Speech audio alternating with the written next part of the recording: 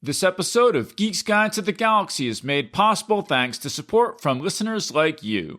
So if you enjoyed the show and want it to continue, please support us on Patreon over at patreon.com/geeks or via PayPal over at geeksguideshow.com/crowdfunding.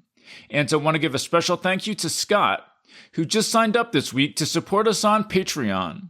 So big thanks again to everyone who's contributed. We really appreciate it. All right, so now let's get to our show.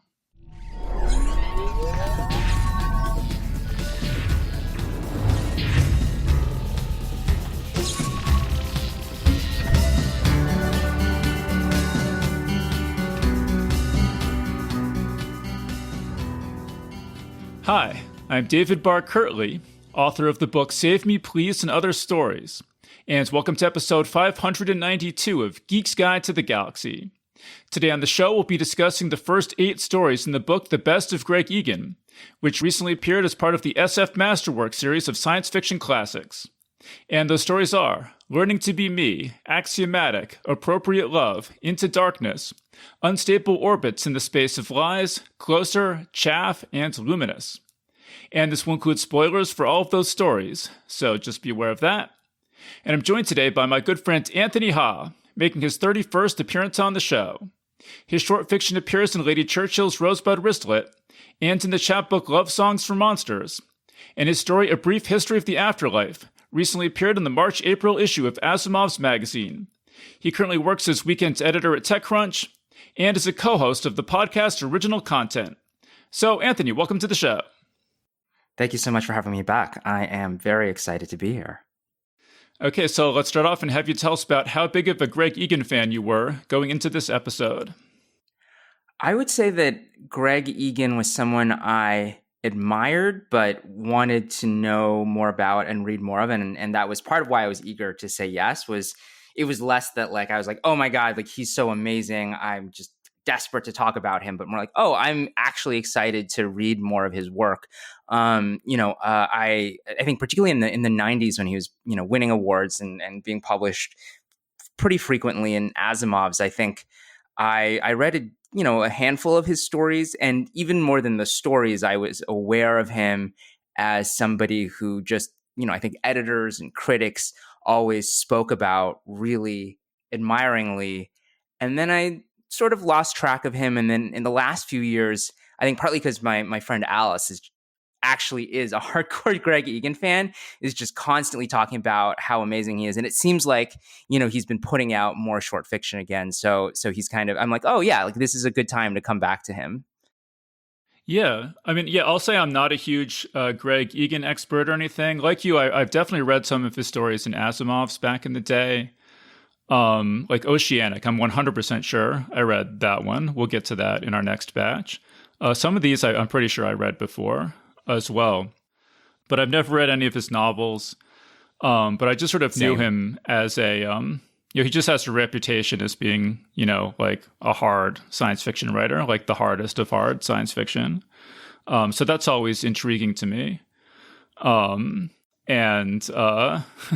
Actually, as I was, doing research for this, I came across, this is just a random tweet I came across from Ivy Doll. She says, Schild's Ladder by Greg Egan is a fantastic sci-fi exploration of false vacuum decay. Unfortunately, you need a PhD to understand the book fully. And that's sort of the impression I get about Greg Egan. And I guess what sort of prompted this particular thing is, I got this book, The Best of Greg Egan, years ago, and I've really wanted to read it for a long time, but Greg Egan does not appear on any podcasts, and it's really hard for me to find time to read any books unless it's for the podcast. But now with our new format of reviewing every story in a short, over multiple episodes in a short story collection, now's finally my chance. I guess the other thing is that they just add, as I mentioned in the intro there, they just added this to the SF Masterworks line, which I'm a big fan of. And I was noticing that SF Masterworks has only put out short story collections by 2 living authors that I have seen, one being Connie Willis and one being Greg Egan. So for such a recent author, to appear on that list is just a huge vote of confidence in his writing. So I was kind of like, all right, I gotta check out this guy. Yeah, and I mean, Connie Willis and Greg Egan are, I would say, pretty different writers, but certainly I have no objection to his stories being included in that list. I think that my sense was that, I mean, as much as, his novels are sort of well reviewed, it seemed like the core of his reputation was the short fiction, and we're only reviewing the first 8 stories in the collection. I've gone a little further than that, but certainly from what I've read so far, I'm like, yep, this guy is a really good short story writer. Yeah, I mean, I've actually had a lot of apprehension going into this particular episode for 2 reasons. And one is that just the stories are so well crafted that I'm kind of like, are we going to have enough to talk about other than just to say, yeah, this is another really good story. You should all go read it.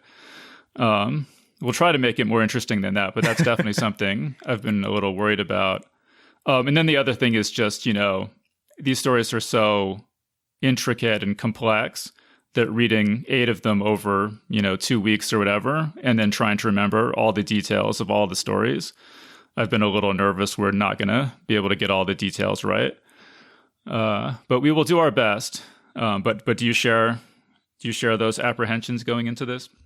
I do, although, I mean, I have a slightly related concern, which is that, I mean, I think the early stories in the book, I think, are good on their own. Reading them one after the other in a collection did make me feel a little bit like there was a certain monotony to them, in that they tend to be, and this is certainly something that other folks have said about Greg Egan, is that he's a very concept-driven writer, and I think the early stories tend to be kind of like great concept, not necessarily a lot of dramatization, and so it is sort of like describing the concept and basically saying, well, that's cool. But I think as we get sort of towards the end of this batch, and especially into sort of the next group of stories, I think he really is where he really kind of levels up as a writer. Yeah, I'll say I've only read the first 8, so I have no opinions on what comes after. I mean, I agree with you that I think these stories do suffer from reading them one after another, because there is a sort of sameness to the narrators, who are all kind of, I mean, Greg Egan, I would imagine, they're all kind of cold and clinical and hyper intellectual. So they all kind of have the same voice. I think every single story is a first person narrator in this, right? I think that's right. And I mean, one thing that was striking to me was, one of the nice things you did was a little cheat sheet of just like, here's the story, the concept. And then you also named the narrators. And I realized I did not remember the names of any of the narrators of these stories. Yeah. And several of them have no names are given. Right. That too. So yeah, I mean, I think my most sort of pressing criticisms have to do with just this batch of stories as a whole. Like individually, they're all really, really strong. But yeah, like reading them all together. And I mean, I love hard science fiction. I love concept-driven science fiction. So this is not a problem for me particularly. I mean, I'm anxious to read the rest of this book. I was thrilled to read these 8 stories. But I think my criticisms are more just sort of a warning for other people if you're not so much into, hard science fiction, high concept science fiction, rationalism, like super, like cold, like a lot of people say about Christopher Nolan or something. They complain his films are too cold or something, and I don't find that personally, but I have a feeling that the same people would say the same thing about Greg Egan. So if you're looking for, there's no humor that I recall in any of these stories, I think that's fair. There's no really human warmth that really sticks out to me. I mean, there's some romantic relationships, but the characters all tend to view their romantic partners as sort of like science experiments, That's totally accurate.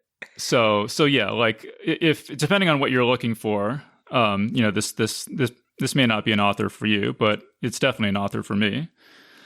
So I would say though that that criticism you mentioned of Child's Ladder, about how you need a PhD to understand it, that is not true of these stories. Like there is, I would say, usually some sort of technical explanation for what is going on, but I think, I'm not somebody who's particularly technical themselves, and I felt like I always understood the basic concept.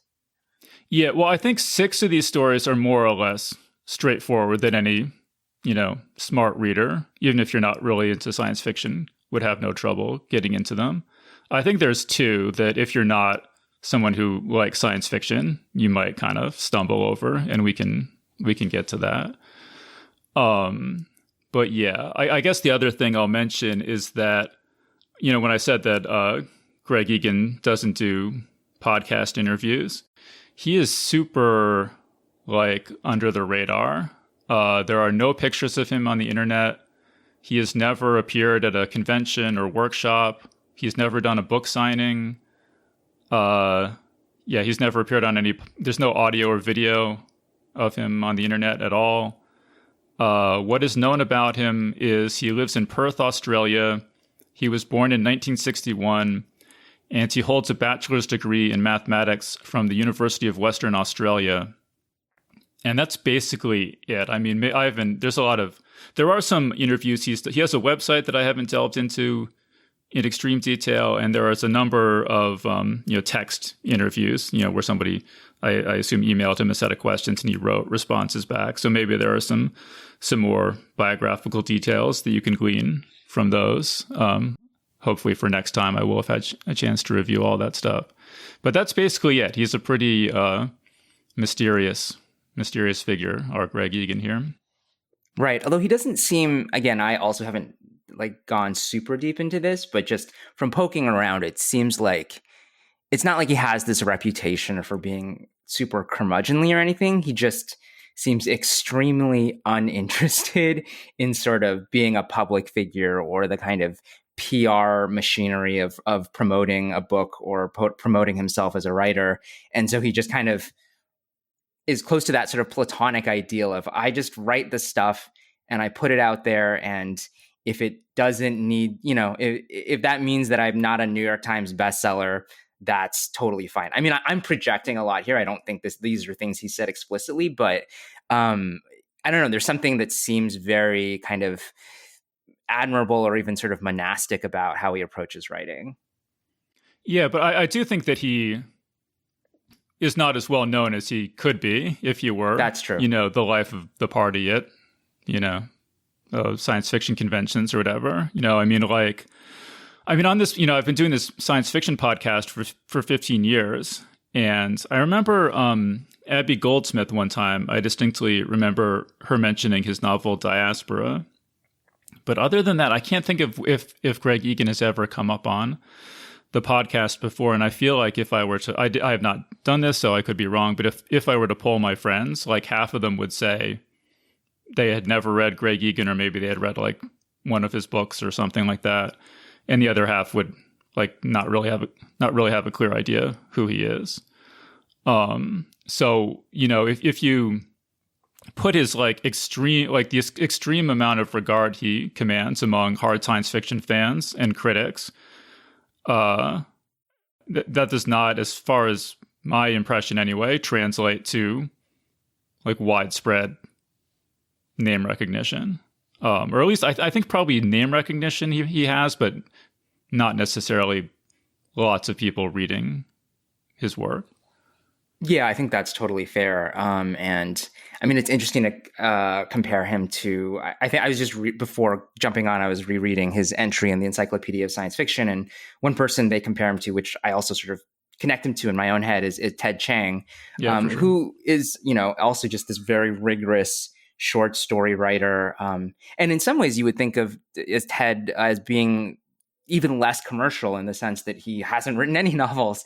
But I think there's a whole bunch of reasons why Ted Chiang is as successful as he is. But the fact that he's not a total recluse probably plays something of a role.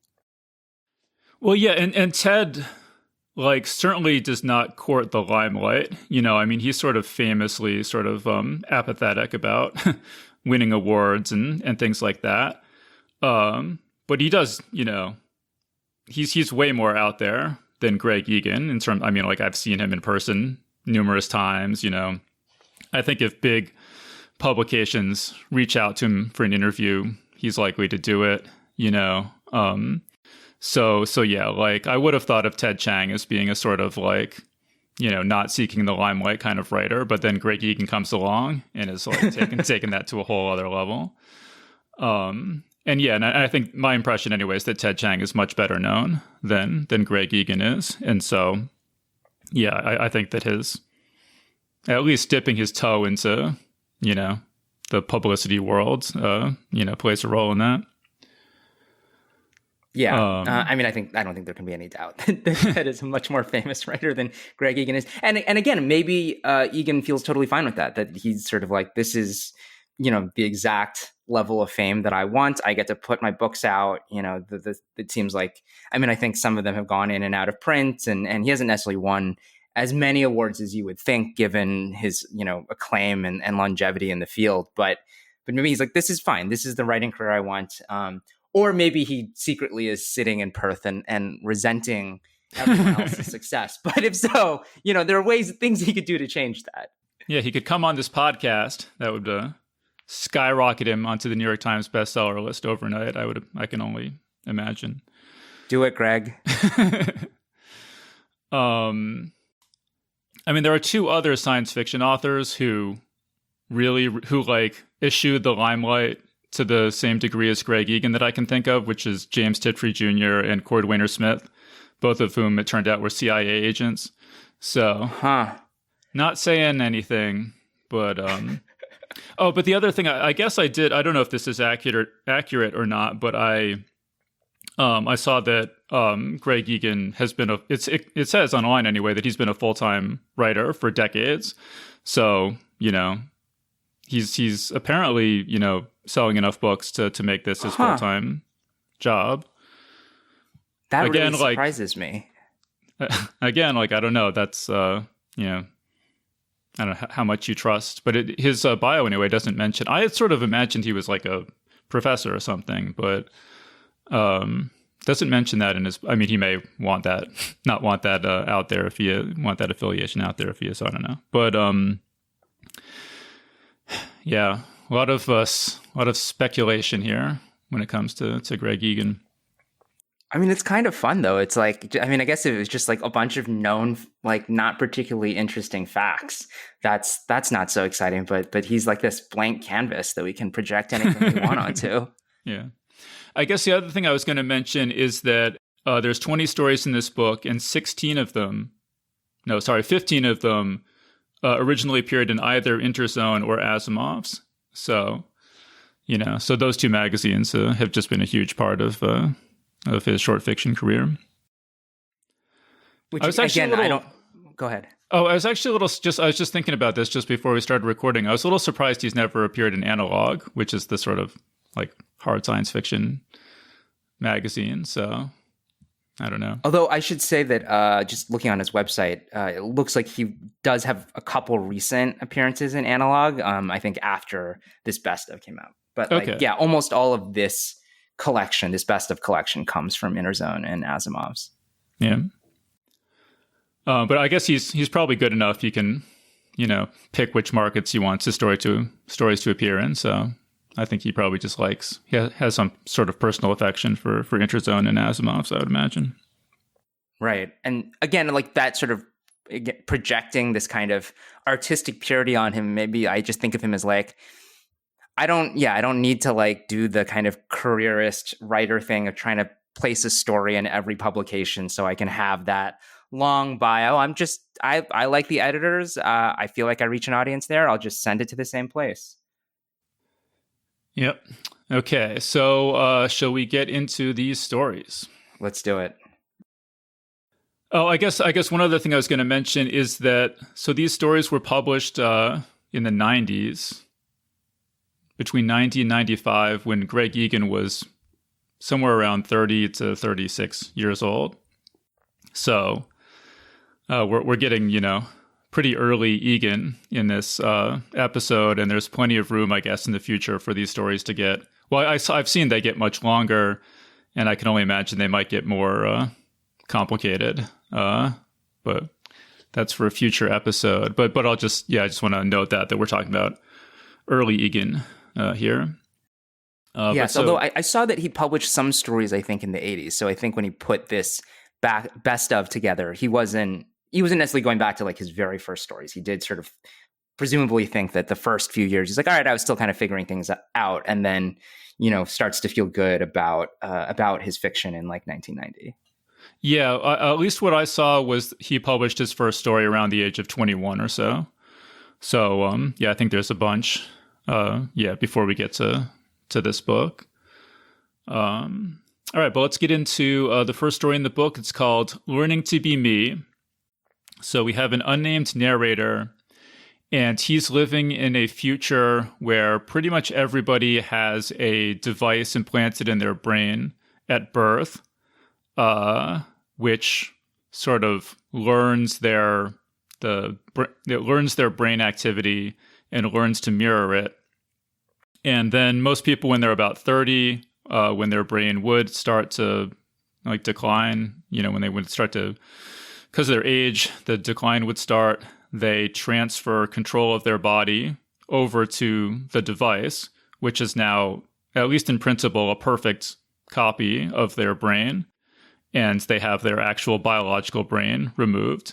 And then they would live on, potentially for billions of years. In a, you know, healthy body with a immortal mechanical brain. And the main character is uncomfortable with this procedure, even though it's normal in his society. He's just got a lot of apprehension around, is this, when his brain duplicate device takes over and his biological brain is removed, is in effect he going to be dying, and like a copy is going to an indistinguishable copy is going to replace him. You get into stuff like the Star Trek transporter and mind uploading. This is a pretty cool, familiar debate in science fiction. But so Anthony, what'd you think of Learning to Be Me? I liked it a lot, and I think part of that was because even though in some ways it's a very dry story, like I think it follows this kind of template that a few stories have, where it's basically a person is thinking about a medical procedure, they do the medical procedure, and then they kind of reflect on how it's changed their outlook. But because particularly what happens, to everyone in this society, in this story, I just find it so viscerally horrifying. Like there's like just the language he uses to sort of describe how the casual way that everyone's organic brain is just destroyed as soon as you sort of switch over to the digital replica. I found the whole thing just like incredibly uncomfortable and upsetting. I think the other complication that he introduces is that the main character kind of at a certain point feels like, he's like looking like sort of disassociates from himself, and that leads him to believe that the I in question is actually not the organic person, but the digital replica. And I found that, I don't know, I kind of wrestled with that development. Like it felt a little bit of a stretch to me. Like I wonder, I think the most compelling things about the story are really just the procedure itself, but as a sort of complication towards the end, I thought that was okay. Huh. I mean, I thought that was pretty cool because, I mean, like, this is a really well done exploration of this idea of, if you made a copy of your brain, would it still be you? But I feel like by this point, like I said, it's been done a lot. So I thought it was done about as well as you could in this story. But I didn't necessarily mind when some additional twists started coming in. Yeah. But it sounds like I imagine a lot of anyone's response to that story is really going to come from to what extent they think that the digital replica of their brain is them. Because I think for me, I just sort of categorically don't think it would be. And so everything that happens in the story is horrifying, versus if you're like, yeah, that's just, either an interesting conundrum or yes, that is me, then I think there's a lot less drama in the early sections of the story. Yeah. I'll say, we did early in the run of Geek's Guide, we did a consciousness transfer episode. So I've been talking about this and thinking about this for a long time. And I don't want to get off on too much of a tangent with that, but just to briefly say where I'm coming from, every time I start thinking about this, I start thinking like, no, of course the copy isn't me. But then I'm like, wait, am I really the same person as I was before I went to sleep last night? Am I really the same person from moment to moment? Isn't free will and consciousness just an illusion? So what difference does it make anyway? Aren't I, in effect, just like a series of consciousnesses springing into existence and passing away moment by moment? So what difference does it make? So yeah, I don't know. I don't have enough confidence that I would undergo this procedure myself, but if I think about it analytically, I don't know that it would really make that much difference. But yeah. So it wasn't a horror story to me necessarily. I mean, like, the part I thought was really horrific is actually what I thought was going to happen. Okay, so what happens, about midway through the story is that the device they're called the jewel. So the jewel, the main character, his body starts doing things without his control. The narrator who's telling the story, his body is just going about everyday activities not under his control. And so he realizes, oh, I must be the jewel, not the biological brain. And there's some other device, like a monitor, something like that's supposed to keep the biological brain and the jewel in sync. And he realizes or decides that the monitor must have failed. And so when the doctors discover that this has happened, he's going to be like overwritten basically because of this malfunction. They don't want a jewel that's diverged from the biological brain. And so actually what I thought, and this is 2 months before he undergoes the procedure, this starts. But then when he undergoes the procedure, the doctor's like, yep, everything went great. And he's sort of baffled. How do they not understand what's happened? And I think there's multiple interpretations you could have for that part. I found that a little confusing and or open to interpretation. But my sort of the direction it caused my mind to go in was like, oh, everybody who undergoes this procedure subjectively experiences this as the most profound horror, but from the outside, they seem totally fine. And so everybody keeps, walking off that cliff one after another, and no one will ever know that this is a horrible thing to undergo, because from the outside, everything seems fine. And that's not actually the direction the story really ends up going. But I at least had a really visceral horror reaction to at least where I thought the story was going. But I don't know. Do you have an interpretation of what you think was actually happening at the end of the story?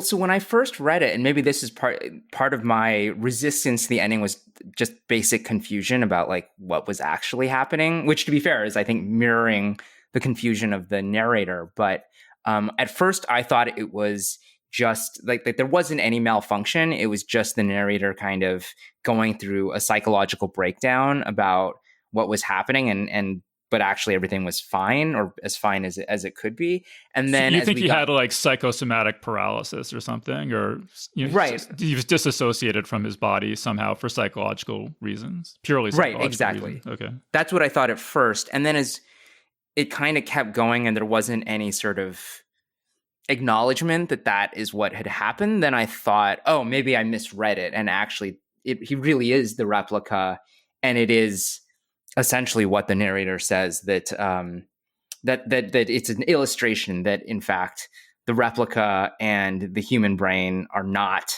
the same, and he, alone experienced this glitch that sort of makes that concrete in a way that it isn't for most other people. That was kind of where I landed at the end, I think. But again, it doesn't seem super clear to me. And maybe, I don't know, I kind of like that there are multiple interpretations, but I do still feel a little confused and not confident that I'm right. Yeah, because what the narrator speculates is that basically there's like some level of divergence normally, and only in extreme cases does it become a real problem. But in absolute numbers, it's actually kind of common to the extent that it happens in any given hospital. Say it happens once a year or once a decade or something. And so they have to have some protocol for how they're going to handle it. And again, this is all the narrator speculating. And so they just kind of like cover it up, basically. In the somewhat rare cases where it happens, the medical establishment just kind of covers it up. And I didn't like that initially because it felt a little sort of melodramatic to me. I liked better the idea that everyone in the society is acting, you know, in what they think is in the best interest of the patients. It's just they don't understand, or there's no way that they could ever know the subjective horror that's actually happening. But going back to it, I think maybe the story does that. It only works if you do, assume this kind of cover up is going on. Well, it's, I mean, unless it's like he's an unreliable narrator and he's just crazy, or something else like that is going on, like you were saying. But because I think the idea that the story is told from the point of view of the Jewel who's diverged from the narrator is an interesting story idea. But then that raises the issue of why doesn't the medical establishment realize that this is happening and fix it? And so there has to be some level of, deception going on in order to get to the ending, which I think Greg Egan really likes, and which I really like too, which is the ending is that the Jewel is now in control of the Jewel, having realized he's the Jewel, is now in control of the body, and now feels sort of like that all of his human concerns were sort of just don't feel very pressing to him anymore. That all of this, hand-wringing that he did throughout the whole story is just now in the rearview mirror, and he doesn't really care that much anymore, which is a very like Greg Egan way to end the story, is that my human concerns are not something I feel anymore as a result of peering beneath the veil and seeing that we're all just biological machines and it's all just science, basically. Yeah, although I didn't get the sense that it was sort of a triumphant kind of like, oh, all those past concerns don't matter to me anymore, but all that there was sort of shaded with this sense of, my past self had this fear that he couldn't understand, my future, now current self. And in the same way, I feel like I look back now and I just don't understand my past self. And so, who I was before is now this mystery to me, which also I think then resonates with what you were saying earlier about just this idea of how we become different people over time. And that like, I can remember who I was, 10 or 20 years ago. And I think I understand, and relate to the decisions I made, but like, maybe that's a deception and a rationalization. And maybe fundamentally who I am now is like just a completely different person than who I was then. Well, yeah. I mean, they say that your cells are dying all the time and new cells are growing. And so that I think it's like every 8 years or something, none of all the cells in your body have been replaced, but you still feel like you're the same person. But if you still feel like you're the same person when all your cells have been replaced, why can you not feel like you're the same person if your cells have all been replaced by mechanical replicas that do the exact same function, Yeah. The story definitely raises those issues. But so what do you think the tone of because I thought the tone of the ending was sort of, I read it as sort of coldly calculating. But you seem to be reading it more as like, forlorn or something like that, or what how would you describe the tone at the end? Yeah, I guess that again, it's not to be repetitive, but it is this sense of horror. It's like this sense of like, oh, I'll never have full understanding of what happened to me and who I was before. Although actually, as you were talking, I did like just flip back to that page, and I guess the exact words used are, I can't decide how I feel. So I guess it is definitely kind of equivocating. But, again, probably colored by my just like visceral response to the whole story. I think that just felt to me like very much in that same color. But again, I do think that it is meant to be open in a lot of ways. And I think that's effective. I think that there's some just basic confusion that maybe doesn't make the ending as effective. But it is like, yeah, there's just so many different ways you can feel about it. Yeah, so I think this is a stunning story. I mean, especially written by a 30-year-old in 1990. I mean, like it's very, very controlled. It's very, very everything in it feels very deliberate. And I'm just coming off of we did a series of episodes on Harlan Ellison stories, which it's total like seat of the pants. Like sometimes they crash and burn spectacularly. Sometimes they're brilliant. Greg Egan is like the complete opposite of Harlan Ellison. Greg Egan like feels like every aspect of the story was intellectualized, and nothing was kind of like left to chance or intuitive. I mean, maybe I could be wrong. Maybe he would disagree with me, but that's how it feels to me. Is like everything is like really carefully thought through. And so I don't really have any like criticism particularly of this story. I mean, I can imagine a different story that didn't have the kind of medical conspiracy angle that might be equally interesting. But yeah, it's hard for me to say there's anything really wrong with the plot or anything like that. I think it's sort of almost frighteningly, well thought through. I think the other thing that I really like about it, the more we talk about it, is that I think a lot of kind of science fiction thought experiments and sort of general kind of, I don't know, tech industry kind of thought experiments are kind of begin with, all right, imagine a perfect technology and imagine you could have like a perfect replica of your brain.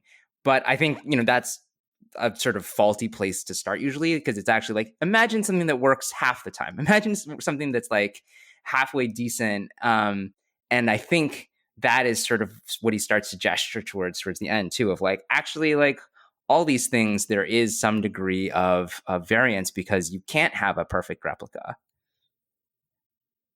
Actually, I mean, I don't know a lot about this, but you just made me think that I did see a note that said, I think that Greg Egan started out as a horror writer.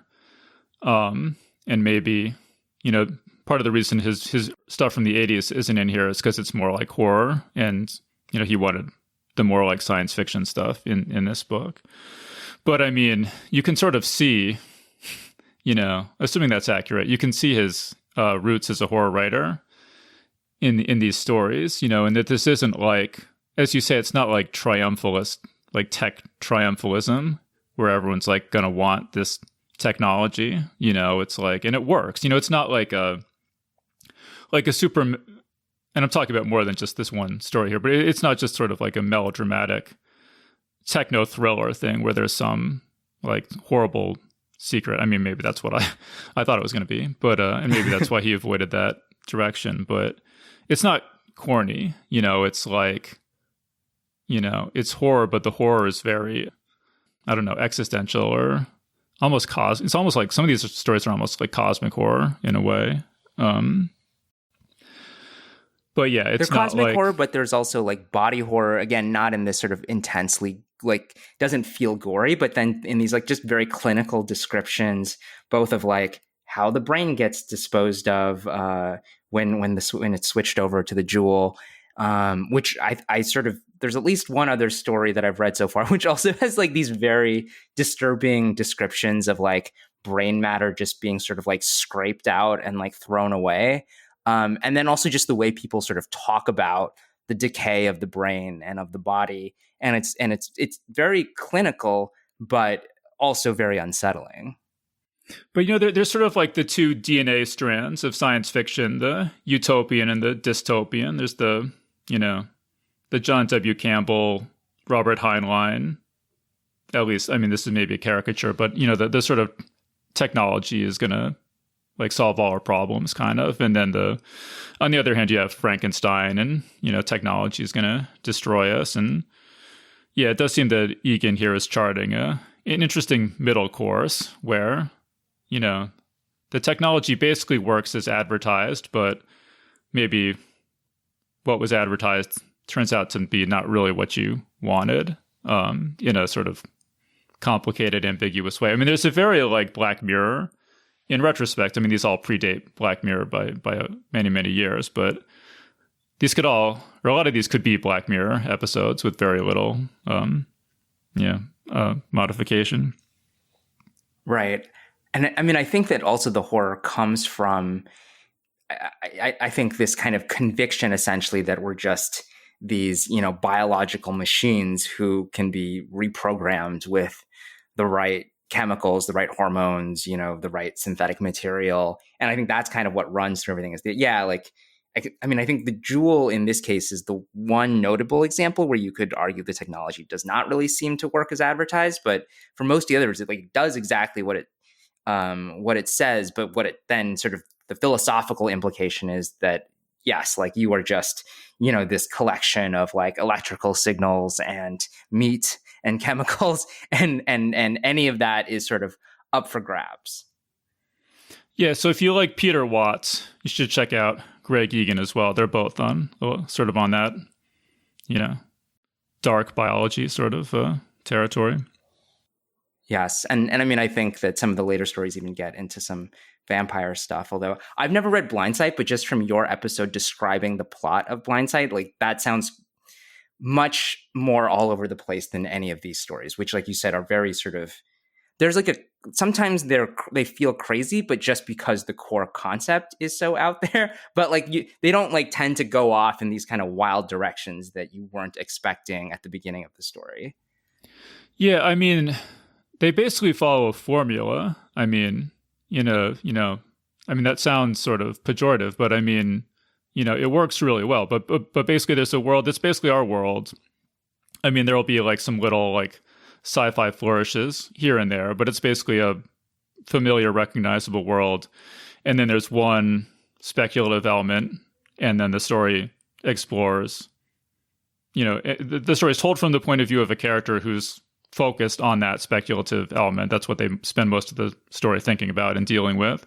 And the story explores the implications of that one speculative element.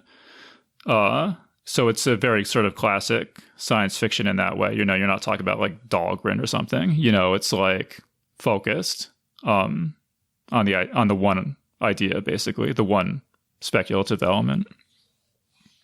Right. And I mean, I think that and again, that I think speaks to what we were saying earlier, that reading all the stories in order is maybe not especially I think the early stories is maybe not the ideal way to read it, because they do start to feel a little monotonous. But I think especially as he starts to stretch out into longer lengths and explore settings that are not just sort of these near future, one big speculative element stories, then that you start to feel more variety. And frankly, those are, I think the early stories in this collection, I'm like, these are good. This is a talented writer. I would certainly recommend any of this, but I don't love it. And then as he gets longer, I'm like, oh, these are some of the best stories I've read. All right, well, let's get into story number 2. I think we're going to need to pick up the pace a little bit. If we don't want to take 10 hours getting through this, but no, it's good. I mean, because there's a lot, like we said at the beginning, there's a lot of similarities between the stories and a lot of common themes, and so, I think it's necessary to explore those. But okay, but let's move on to story number 2. It's called Axiomatic, and so in this story, there are these like nanobots that you can just buy at a retail outlet that will reprogram your brain to make you believe anything that you want to believe. So any political ideology, if you want it, you can have it. Any sort of like habit of thought, basically. any belief system, whatever, you can program it into yourself. And so the main character, his wife was murdered, and he wants to take, like, part of him wants to take revenge. And the murderer was sent to prison and everything, but got let out after some, like, 7 years or like something that seemed very inadequate to him.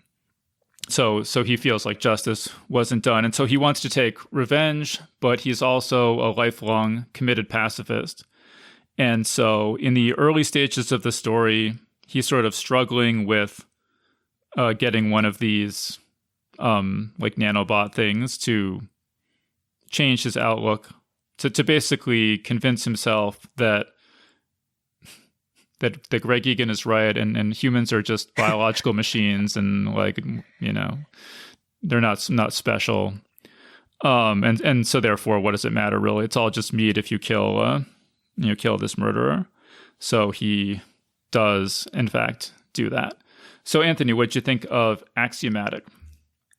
I liked two things kind of stood out to me that that kind of stuck with me about it, and you know, overall I liked it. I mean, just as a spoiler, there's no story that we're going to talk about that I didn't like at least a little bit. Some I think are sort of more memorable than others. But for this one, I think I liked the main character. I found him slightly more complex than some of the other ones because I felt like he had this interesting self-awareness about what he was trying to do. And maybe I'm sort of like thinking about this more because, you know, The Last of Us has come back for the second season, and that is very much about kind of revenge. And I just think in Hollywood in general, there's always this assumption that if somebody close to you was killed, of course you would just feel like you had to track this person down and kill them. And that's just like the natural human response. And in this story, that's not the normal response. And he kind of wishes, but he wants it to be, and sort of can't stand this sort of tension where he ethically doesn't believe it's the right thing to do, but also has this conviction that, that this person was not adequately punished. And so it's not that he is burning up with emotion that he has to kill this guy, but that he can't stand these sort of irreconcilable points of view. And I found that really interesting. I like there was also just this line where he says, this isn't for her. It's not for his wife. He has this honesty of like, this is because this is tormenting me. She would never want me to do this. And also she's gone now. And so it's one of those ones where just the setup and the character really struck me. What did you think? Yeah, I mean, I thought that this was solid. I really liked it. I guess I don't have as much to say about it as Learning to Be Me. I mean, so what happens at the end basically is that the character does, do everything he planned to do. And these axiomatics, these nanobot things, they wear off after a certain amount of time, and so he's kind of back to where he was, but he finds that he is not happy, that having experienced this state of total certainty where he did see human life as kind of disposable, he just doesn't feel, this has sort of changed how the sort of emotional connection he has with his wife's memory, where it just doesn't seem that pressing anymore. And what seems pressing to him now is just experiencing that feeling of certainty again, that empowering feeling. So I thought that was a great ending to the story. I liked everything about it. I don't have as much to say about this one, and probably not as memorable to me as some of the other ones, just because it is a little bit more, I think, a little more familiar, I guess. Like, I could see other authors writing this story, whereas some of these other ones are, I can't see anyone else writing them. Right. I mean, because that idea of like, oh, you could basically take this implant that changes your core beliefs is, I mean, it's compelling, but it doesn't get to me viscerally in the same way that a lot of the other ones again, maybe just because it doesn't have a little bit of that body horror element, and it's just like, yep, that makes sense to me that you at some point will be able to do that, and that's a complicated decision, but I don't feel that sort of core sense of like, this is a really disturbing idea.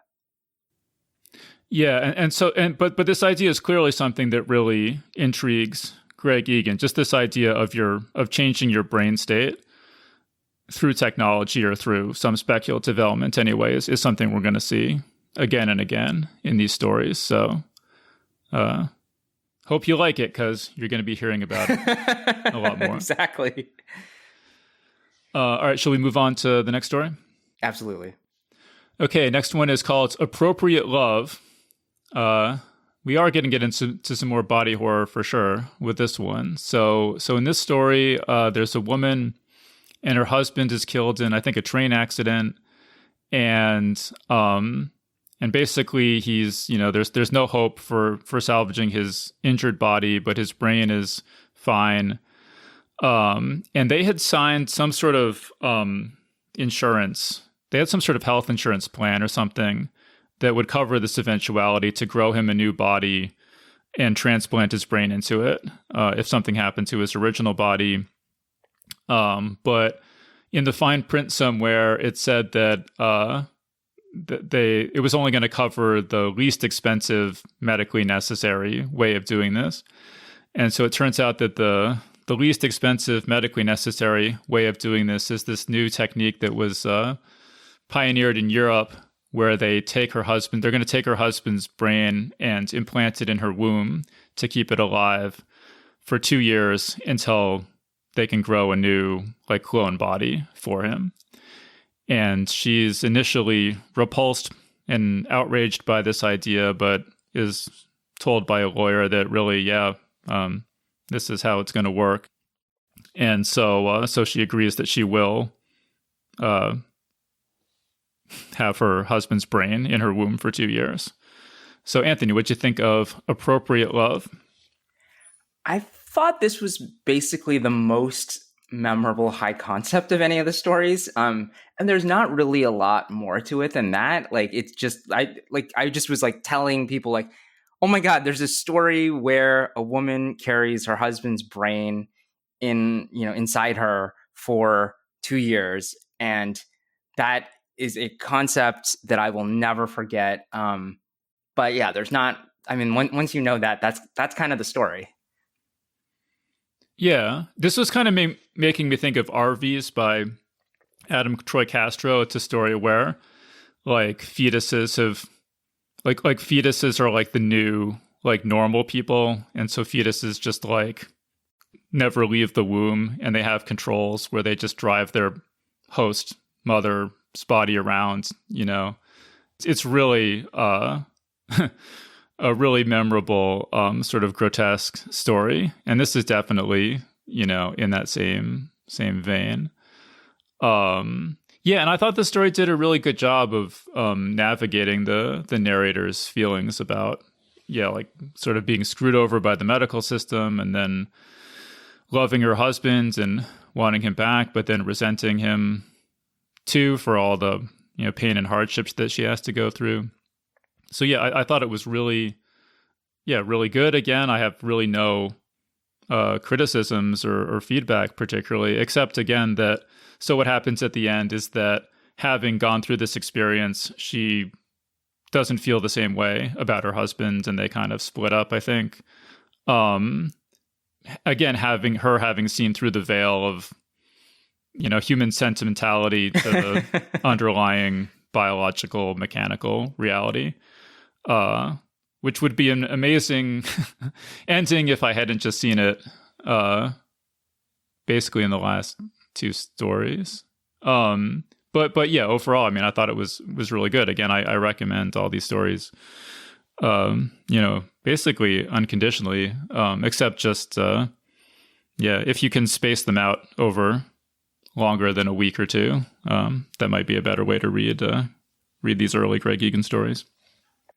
And hearing you talk about it, I think I don't think I was giving this story quite as much credit as I should have, because I do think there are very interesting little touches, just the way, like you said, he describes the insurance machinery and how everything just pushes her into this like unthinkable situation feels very real. And I guess I thought of sort of anger at medical insurance as a fairly recent political phenomenon, but I guess it's something that goes back quite a long time and crosses international borders too.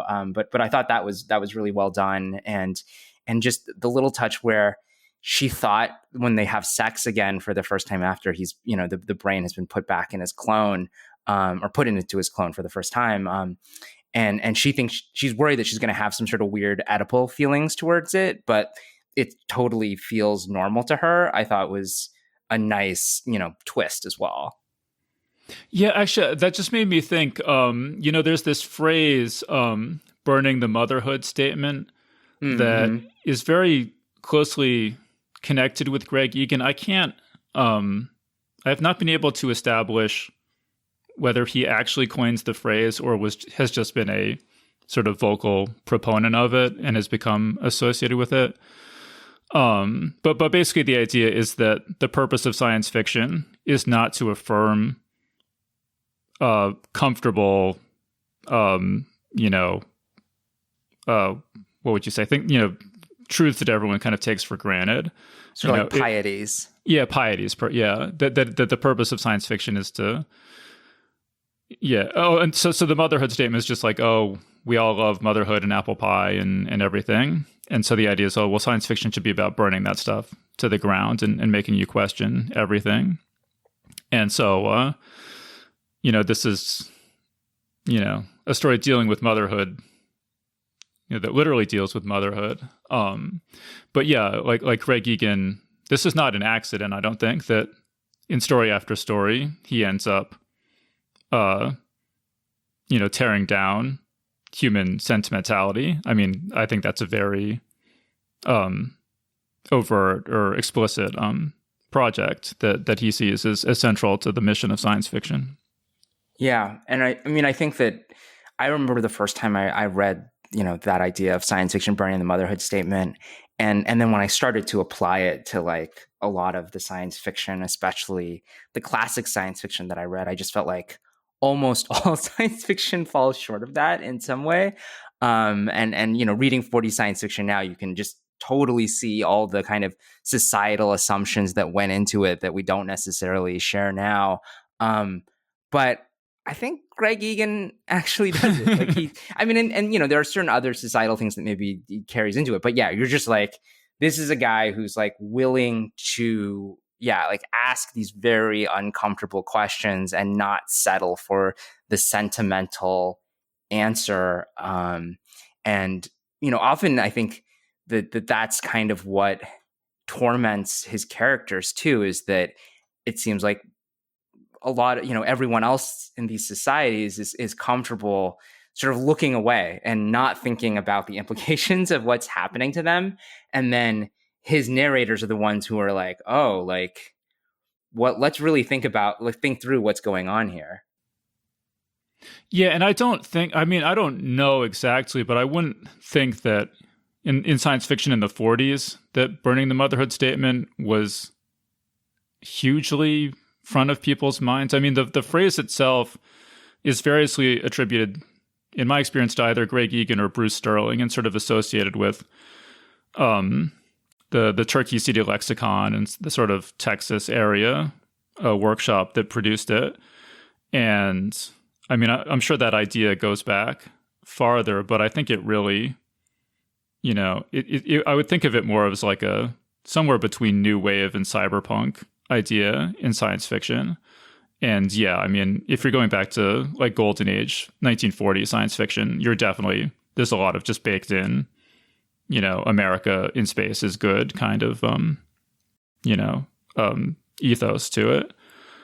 So I do think of that idea as not going back to the beginning of science fiction, but being something that developed and got more and more sort of momentum behind it sometime around 1970, 1980. Right. I guess it feels like it takes that sort of thread of science fiction, which is sort of like the thought experiment thread, but is like the most extreme version, the maximalist version of that. Yeah. And I've always thought of, like, in principle, this burning the motherhood statement concept sounds good to me. Like that the project of science fiction is not just to, affirm familiar pieties, but is to cause you to question everything.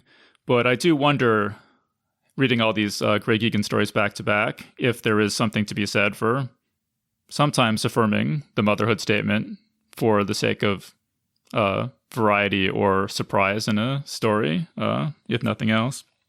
Right. And I mean, I think the stories arguably like are partly suggesting that if you want to live a happy life, you have to be willing to accept certain pieties, or else you're just going to be sort of in this state of constant seeing the veil fall away and seeing us all as biological machines and how horrible that is. Yeah, which again is a very cosmic horror sort of idea that the only way to not go insane is to not know the truth, basically. Yeah. Mm-hmm.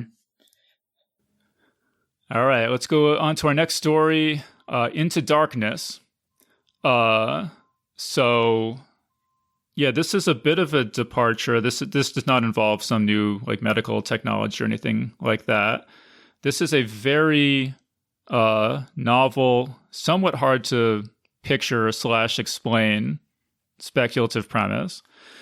But so basically, we're given to understand that some civilization in the far future tried to create a wormhole to reach back through time to like the Paleozoic era to like suck items into their own time so that they could study them. And this wormhole sort of broke and ended up bouncing around midway through the time period that it was stretched through, which is like the near future. And so this wormhole forms, it appears in random places around the world, and it takes the form of a dome, which is about 1 kilometer wide, and there are strange properties within the dome. And then in the center of the dome is a place that they call the core. And once this wormhole has formed and trapped you in it, you need to get to the core, or you are going to die. And it'll take a little bit more explication to get into the details of what the situation inside this dome is like. But I guess, Anthony, let's just first get your just overall reactions to the story. I really liked this one, and I do think that maybe part of that was because it was just such a break with the previous stories, where it just felt, I was just like, oh my god, like this is a story that doesn't have a medical procedure at its center. This is really exciting, and I mean, in some ways, yeah, it does feel like this sort of inversion of where all those earlier stories were this really strong concept, and then just sort of like explicating, some of the personal and societal implications of this core idea. This one, the idea, it's not that it's not thought out. I mean, but it's just so arcane and complicated that it's not necessarily an idea that has any kind of, it doesn't like make me think about anything in my own life and in our own world in a different way. It's just kind of like, oh, that's crazy. Wow. But like then as a story, I think it's actually arguably stronger than the earlier ones, because it's basically this guy. So like, because in these sort of wormholes, I'm going to try to remember this properly, is that essentially you can, if you go towards the core, you're safe. And that doesn't just mean the core is safe, but literally directionally, you have to be moving towards the core. If you're trying to move outward, like motion away from the core is impossible, right? And deadly. And the people will sort of, because they can't sort of accept sort of the absolute nature of that, and they panic. Most people who get caught in the wormhole will die.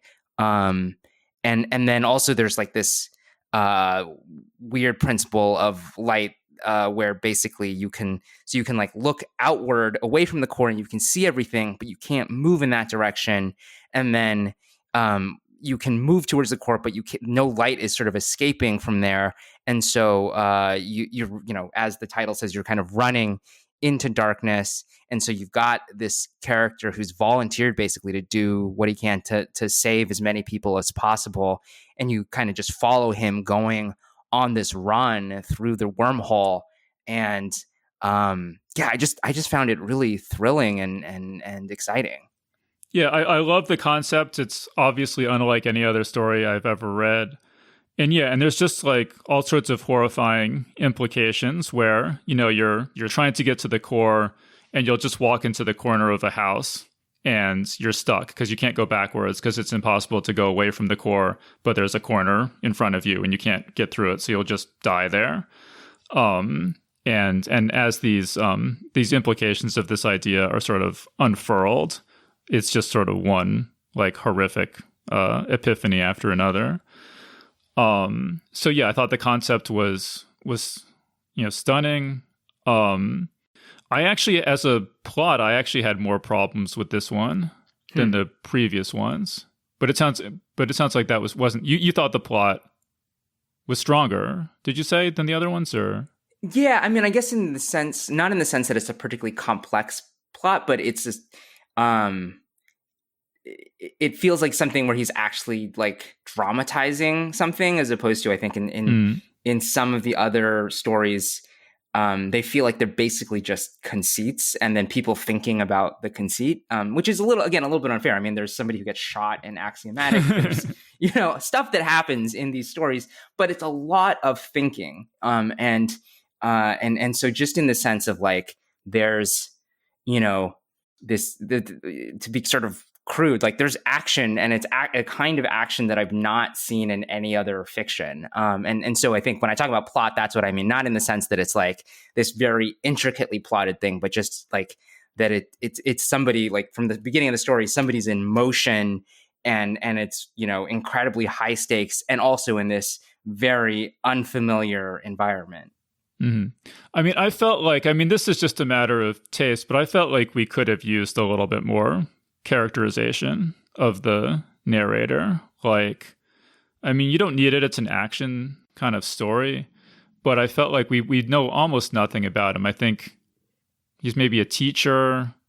I think he's divorced, and his family intentionally, he lives far enough away that he will never have to rescue them from they'll never be caught in the same wormhole together. And I feel like that's more or less all we know about him. We know that he's done these runs into these wormholes more times than anyone else, but I don't at least recall any explanation why, like what motivates him to do that particularly. Or, I think that's right. Yeah. And it may be sort of Hollywood. I can see Greg Egan being like, oh, that's like Hollywood crap, like what I'm talking about. But I feel like sometimes you need a little Hollywood, because if they were to ever turn this into a Hollywood movie, like first thing would be that there's somebody he particularly cares about who's in this wormhole that he has to rescue, right? Where there's some like personal emotional stake for him.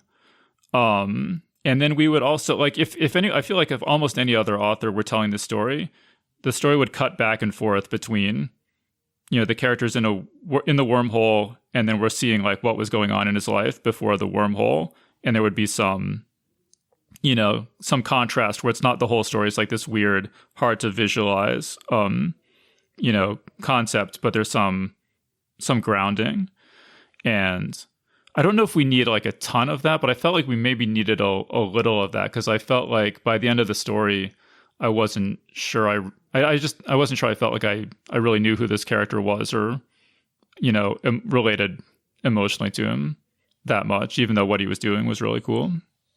Right. I guess the other sort of traditional storytelling feedback would be that not only does he sort of not have anything kind of personally at stake, but he doesn't change in the course of the story, which I think I'm okay with. Like that, I think sometimes in fiction, like I feel, particularly in Hollywood movies, there's sort of this forcing of a character arc in a way that feels kind of formulaic. And so the fact that who he is at the beginning of the story and who he is at the end of the story is basically the same, is fine with me. I guess I also liked that sense of disorientation.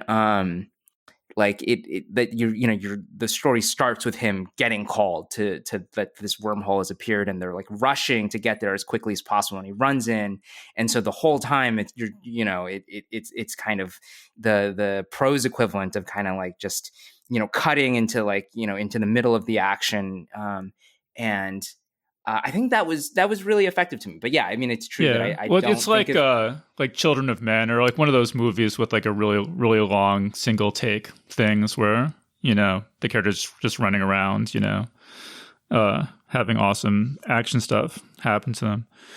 I mean, I guess the other thing is that, so what happens at the end is that he has speculated that why this wormhole is bouncing around is because it's being run by an AI, which is trying to like fix things and failing, and keeps making unsuccessful stabs at, stabilizing where this wormhole is.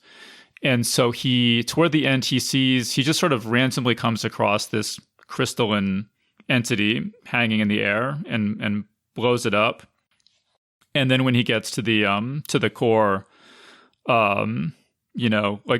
it's sort of like unpredictable how long these wormholes are going to last. And so after he gets to the core, it just keeps, not dematerializing for a long time, and people don't know. I guess he doesn't know for sure. Is it because I blew up the AI thing, or is this just chance that it, because sometimes it takes this long, and that's kind of how the story ends, on that note of uncertainty, which I really liked. I mean, I liked that ending, but when he sees the crystalline entity and blows it up, that felt a little too, like it felt a little like it came out of nowhere to me. Yes. And it was like not a, he does it, he succeeds easily. It's not a hard decision. And I just felt like the story might have been a little bit stronger or more memorable if somehow it was a tough decision whether to blow it up, or, it took more effort on his part or something. It just felt a little kind of like, oh, that happens, to me. Right. And and because I think what worked for me about the story was the sense that it wasn't about this sort of grand character arc or big change to the world. It was like, hey, this situation is just inherently kind of interesting and crazy and dramatic, and I'll just give you sort of a slice of life of what that's like. And then to kind of have this thing at the end that's like, oh, what if we actually, like, this guy has just saved the world, felt like a real escalation and change that I was like, I don't know if needed that. But I think what kind of made it work for me ultimately was because it ended on this note of uncertainty. And you're like, who knows what he actually saw or what he accomplished, and whether or not like the wormhole is about to disappear or they're just trapped there forever. Like, we don't know any of that. And I liked that note to end on, even if I really don't like the interpretation that he's actually just saved the world from this wormhole. I mean, because when he blows up the crystal thing, he thinks to himself, oh, I'd seen this crystal thing before, maybe like in the darkness, or, just barely made it out or something. So it's not like this came completely out of nowhere. But like, we didn't really see that as the reader previously. And so, and again, this might be too Hollywood or something, but, if in his past he had seen this crystalline thing before and wasn't sure whether or not to destroy it, and has sort of been kicking himself ever since, or like I don't know. I just felt like the story needed something more going on with his character. But again, that's sort of a taste thing. Do you need that sort of conventional dramatic scaffolding, or are you happy just to watch this, this sort of cipher character go through a really interesting adventure? Right. Yeah. And I guess, ultimately that didn't bother me as much. I mean, I would also argue that very few of his characters are memorable in that way. I mean, I think what they do have is usually they have sort of some defining dilemma or characteristic that's tied to the concept of the story. And so even if I couldn't tell you really that much about the protagonist of Appropriate Love or any of the earlier stories, like, there is a dilemma that they face and that they're wrestling with, and that's not really true here. This is just, it's a guy who runs, and I liked that and found that kind of poetic and exciting. But yeah, I mean, again, as a person, I'm like, yeah, I don't really know a lot about him. Mm-hmm. Yeah, I mean, I guess I could take or leave, characterizing him a lot more, but I do feel like the blowing up the crystal thing, there just needed to be something more there. It needed to be a little harder or something, involve some sort of choice or something. Totally. But overall, like, super cool story, and again, like, unlike anything I've ever read before. All right, so let's move on to our next story. It's called Unstable Orbits in the Space of Lies. And so in this story, there's an unnamed narrator, and I think it's a bit of a the cover of this book says, the best of Greg Egan, 20 stories of hard science fiction. And this is one where I think it's a little bit of a stretch to call this a hard science fiction story.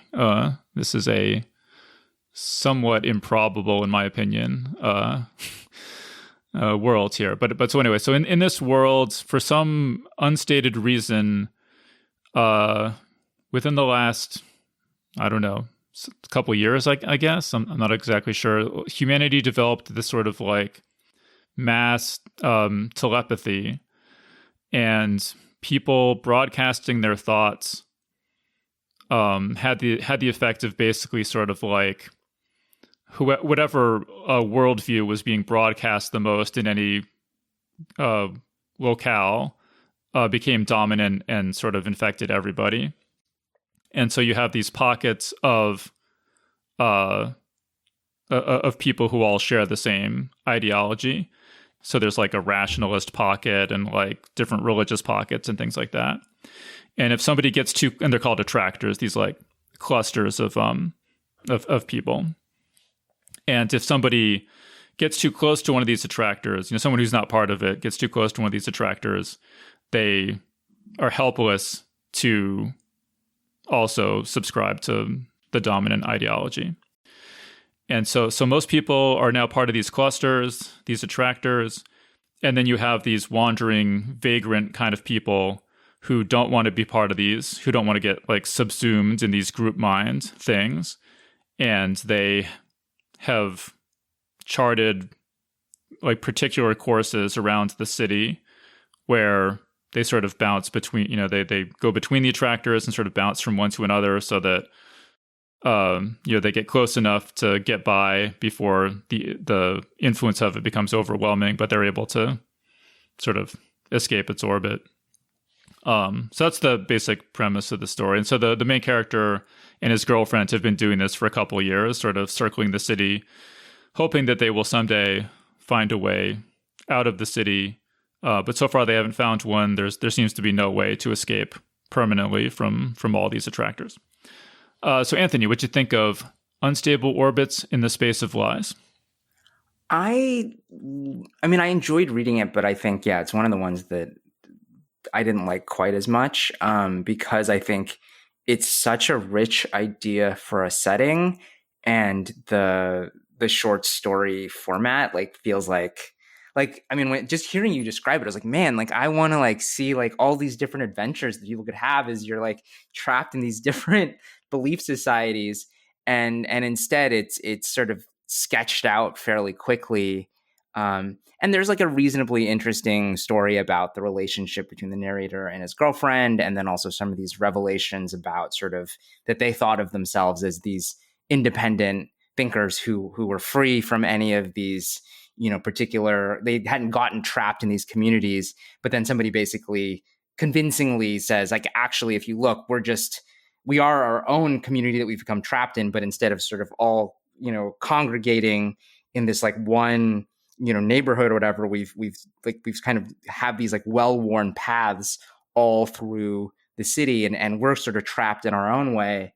I thought was interesting, but it felt like the core, that's such a cool premise, and I felt like the story only went, I don't know, 30% of the way towards fully dramatizing it. Yeah, I was definitely confused. So toward the end, there's this character I think is called the Prophet in the story, who sketches out this idea that, you guys all thought that you were free of the attractors, but actually there's this mega attractor that you're actually caught in. And yeah, I wasn't sure. Are we supposed to understand that that's true? And if it is true, we never really found out anything else about it. Like where does it come from? Or is it these people circling the city have created it? I don't know. It felt sort of, that part, felt a little sketchy to me. And then at the very end, the character, the prophet says basically, makes this sort of offhand comment about how, like two people basically could start out in the same place, and a very small deviation between the two, one could end up trapped in an attractor and one could end up free of the city. And so the main character takes that to heart and leaves his girlfriend behind in hopes of, well, maybe if I sort of shake things up, I will end up someday escaping the city. And all the stuff at the end I found just a little confusing and a little like not totally persuasive to me. I mean, there's also this whole like thing, which actually is the only thing in any of these stories that made me laugh. I'm not sure if it's intentional, but there's a whole thing where they become convinced that the prophet is a robot. Am I remembering that correctly? Who's like and well, the narrator, it's him, right? He's like, oh, this must be the rationalists must have created this robot to come out and like mess with us, basically, and try to convince us, oh, you're just in an attractor too, so why even bother? Why not just come join our attractor since it's all the same anyway? Right? That's what happened. I'm pretty sure. And then the way they prove that the prophet is not a robot is then they just sort of casually cut her arm, and she's like, what the hell? And kind of like runs away. And that's the only thing that in any of these stories that I thought was funny. But it's not even that maybe some of the stuff I don't buy, but it's just like so much stuff for, I think, what's actually one of the shorter stories in the book. Yeah. So I guess this is, it hadn't actually occurred to me until now, but probably my least favorite story in the book. Yeah, I don't know. Like the idea of these telepathic communities where you can't help but be kind of brainwashed by them if you get too close, I think is really cool. But the idea that this just happens sort of spontaneously is a little hard for me to buy. And yeah, I didn't really understand why he would leave his girlfriend at the end because this person who he has no particular affection, this prophet, who he has no particular respect for or anything. It just seemed like there were a couple like links in the chain missing for me to totally just kind of buy into the ending of the story. Yeah, I mean, this is one that I do feel like it seemed like a couple years after this, he did start writing more at like the novella length, and this is something that I think would have been better as like a novella. I mean, the problem is like if you set it up that once you get too close to one of these attractors, you're kind of stuck forever. Right. Like how do you have him go from community to community? I mean, you could sort of contrive unlikely things, I guess, but that does seem to be a bit of an issue, turning this into a novel or something. Right. Like it sounds like it has a lot of inherent drama, but actually there's like a pretty big block there that he and that he's probably somebody who's rigorous enough that if he tried to just come up with like coincidences that allowed it to happen, he would just look at that and be like, this is bullshit. Like no, we're not doing this. Mm-hmm. I mean, there's a part where he's like drifting, he has to kind of pass within the periphery of it's a Buddhist. I forget exactly. It's something like that. And he sort of starts getting into, like Buddhist thoughts, say for the sake of argument, it's sort of like getting more and more like that. And then he kind of passes by it and then he's out of it. But I thought that was pretty well portrayed. And there was some, there's some potential there, it seems like, to do more with that idea of being stuck between these, these competing belief systems and having to kind of, calibrate exactly where you're standing in order to accomplish still what you want to accomplish. Right. And I think I liked maybe the prophet's revelation at the end more than you did, because it matches, I guess, like sort of my model of how when I think about sort of like learning how to think for yourself, it's not about like being like, oh, I am like the one true rationalist person with insight. It's like recognizing yourself as someone who has, the same biases and irrationality as somebody else, like understanding that context first and being like, oh, it's not that I'm the one true seer, the one true thinker. It's like, oh, I'm like as messed up and blind as anyone else, and working with that, like now what can I do? And so I liked that revelation at the end had sort of emotional force for me, even if like it all felt a bit rushed.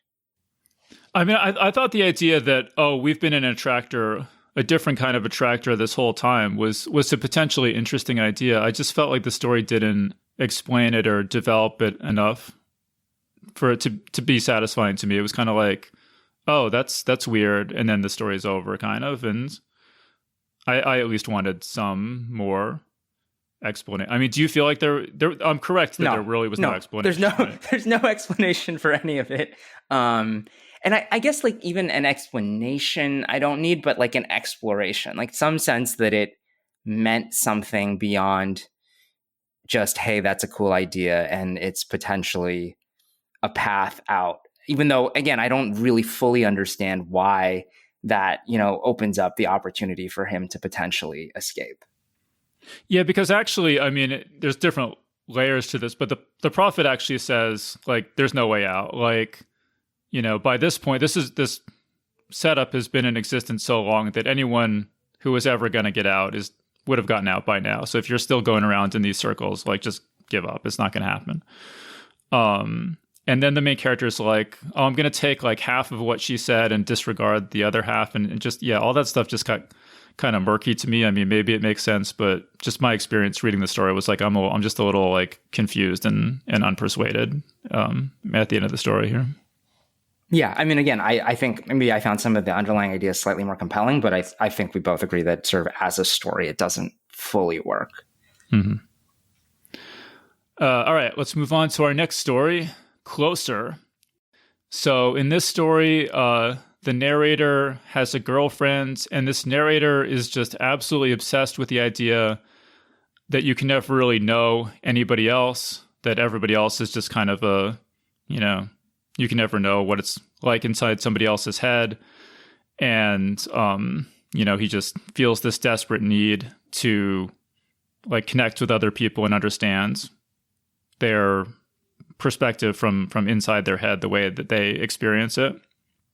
And his girlfriend is more level-headed and kind of points out, I think sensibly, that this doesn't really make sense. Like, if you were ever to be inside somebody else's head and experiencing everything about what it's like to be them, then you wouldn't be you anymore. And to even talk about it is sort of logically incoherent.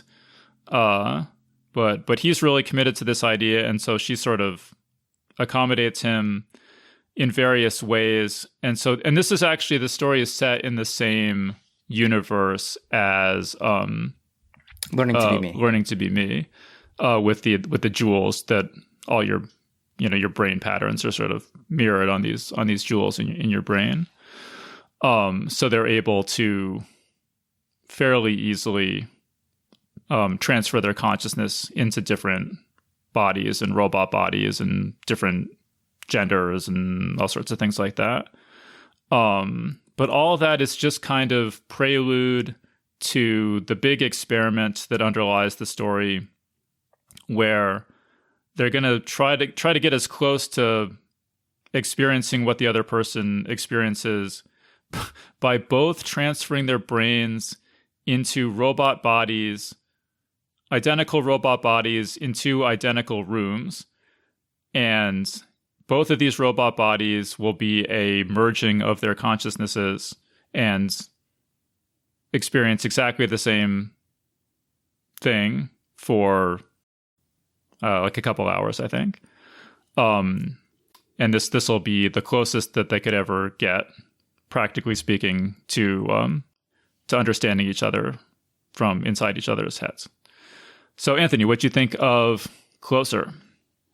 I think this was the most extreme version of how I've maybe felt with a lot of the sort of medical stories, which is like intellectual admiration, but not a lot of emotional engagement. And especially when you get to the end and you're just sort of describing this, experience that they're going to go through together. I mean, I guess I respect that. I just like I can't as somebody who's not really a hard science fiction writer, like it's very like I can't imagine coming up with that. Like that is so impressive.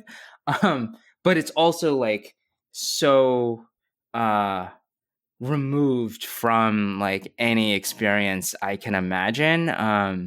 That and I guess again at this point it's starting to feel a little bit formulaic, where you just sort of say they go through narrator goes through medical experience and comes out and realizes that they've kind of they know too much now, and it's changed how they see the world, and they can't kind of go back to the sort of previous state of ignorant bliss. And so it's not that I think that there's anything particularly wrong with the story, but like at the end of it, it's like, all right, that was pretty clever. Mm-hmm. Yeah, I guess, I mean, I totally agree with you that the concept is really fascinating.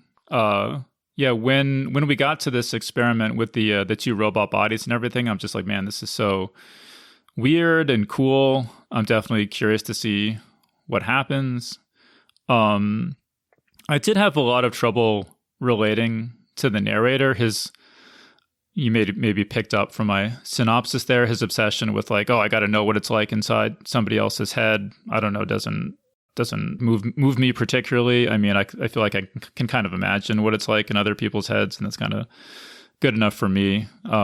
So the fact that he was so obsessed with that was, just seemed a little odd to me.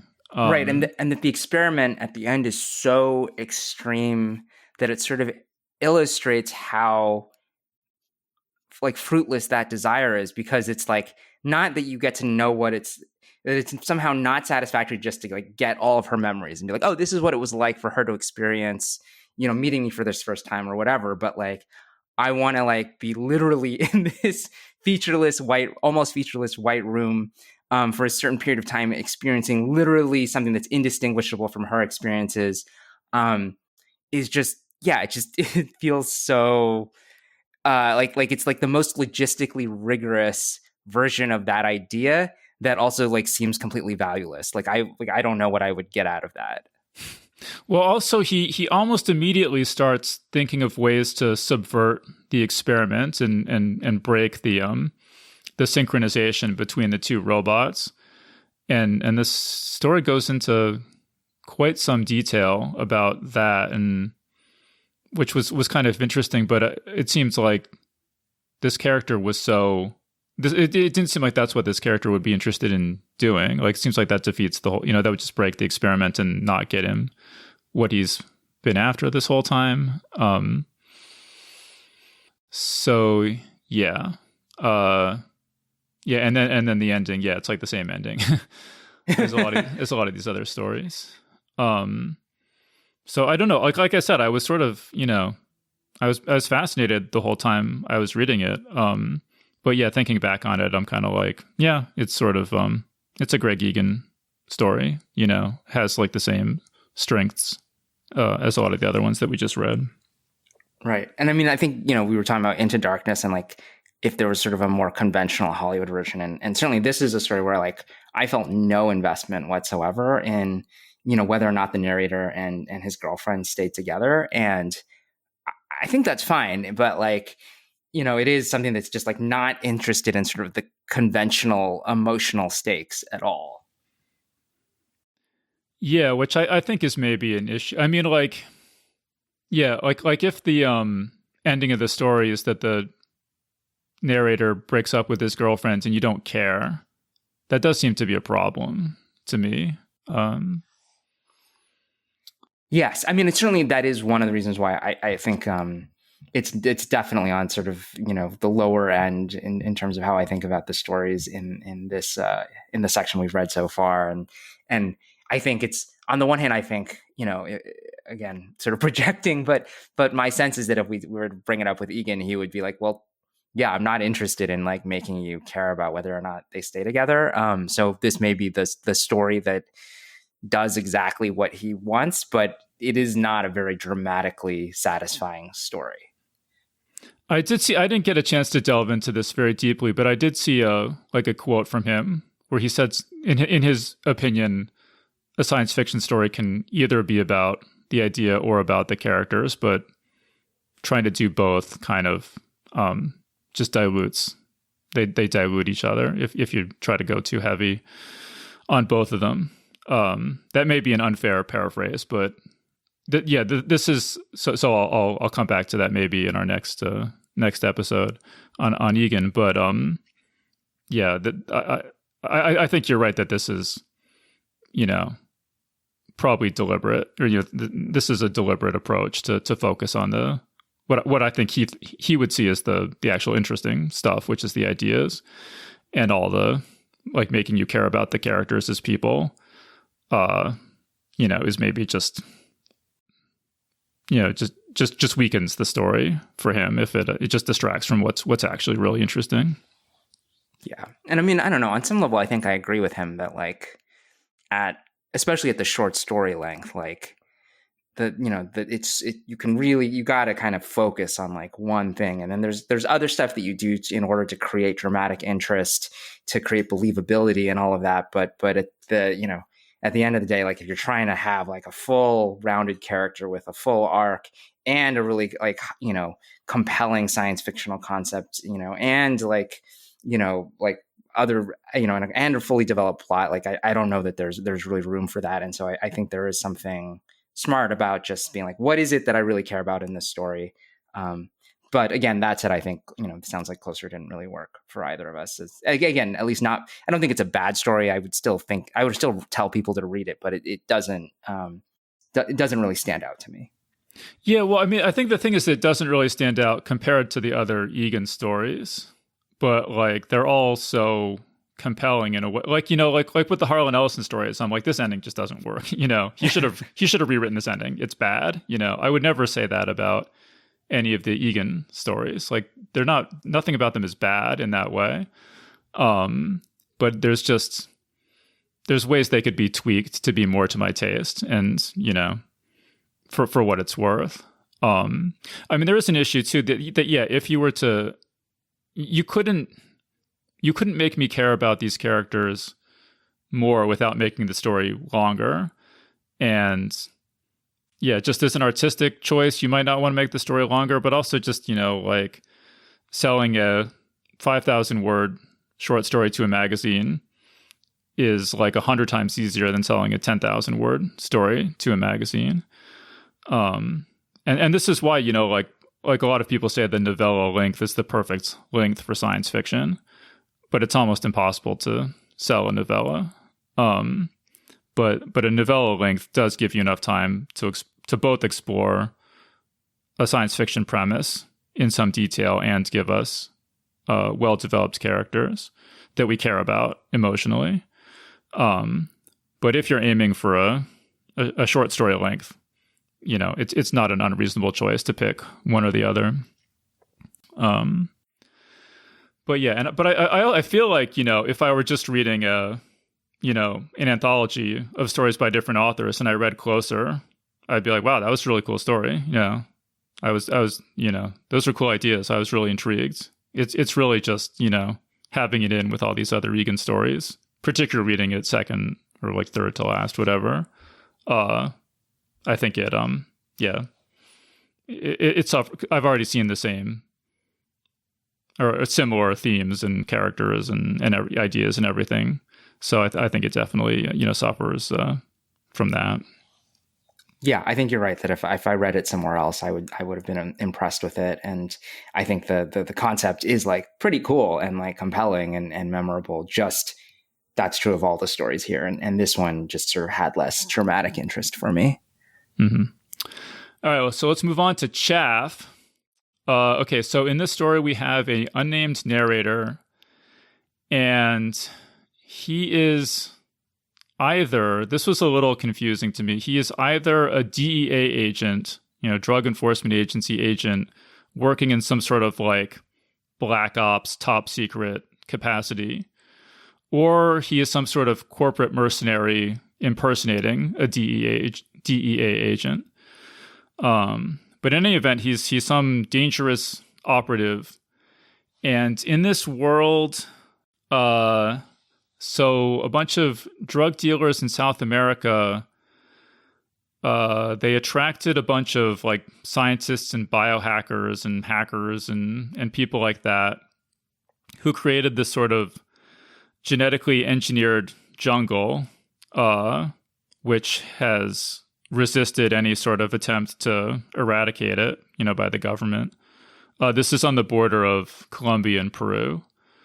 So the governments have been trying to wipe it out, but nothing, fire or chemical agents, like nothing will touch this genetically engineered jungle. And this genetically engineered jungle is the source for a new street drug called Mother, which you can take and then like eat things or something, and it like you can affect your once you're on it, you can eat things and it affects your brain chemistry in different ways. And let's see, I'm getting hazy on. There was something called White Knights, which is another sort of I think a variety of Mother, which somehow gives you some capacity to manipulate your own brain chemistry. And so anyway, and the story is very heavily influenced by Joseph Conrad's Heart of Darkness, and the plot is somewhat similar in that this operative is sent into this jungle to bring back kind of the lead scientist of this, of this drug hacker jungle community. Anthony, can you supply any more details there that I got wrong or anything like that? Or no, was that... I mean, I couldn't tell you. Yeah, especially like describing the different drugs. I feel like even when I finished the story, I was like struggling to remember what all the different drugs were. And there's like White Knights and Gray Knights. And my sense, you were talking about whether or not he was a DEA agent or a corporate agent. My interpretation was that he was DEA, or I don't know, but some sort of that he worked for the government, but that this was sort of in a period where sort of the alignment between corporate and government interests was basically complete, and so he was being dispatched as a government agent to do the bidding of this corporation, essentially, that is trying to bring this scientists who's kind of defected, for the lack of a better word, and into this jungle. No, he's definitely. I think defected is 100% accurate. Okay. Yeah. Okay. Yeah. Defected. Yeah. He's defected into this jungle. Well, I guess it's like, because the jungle, like, it's not like the jungle is a country, but it's like all these like independent factions who kind of use the the cover of this like rapidly kind of mutating jungle to kind of create these societies that are free from the not particularly well-defined oppression in the rest of the world. But yeah, this is a story that like had a lot of cool ideas. Each scene I found pretty compelling until maybe the end, where there is just a lot of like kind of info dumping. But I would say that as a story, it was probably the one that worked the least for me, just because it felt like there are all these cool ideas, but it didn't ultimately lead anywhere that I found very satisfying. Because I actually thought the ending was pretty cool in concept. Okay. In concept, anyway. So what happens in the plot is that he goes into the jungle. This operative character goes into the jungle, and he does make contact with the scientist.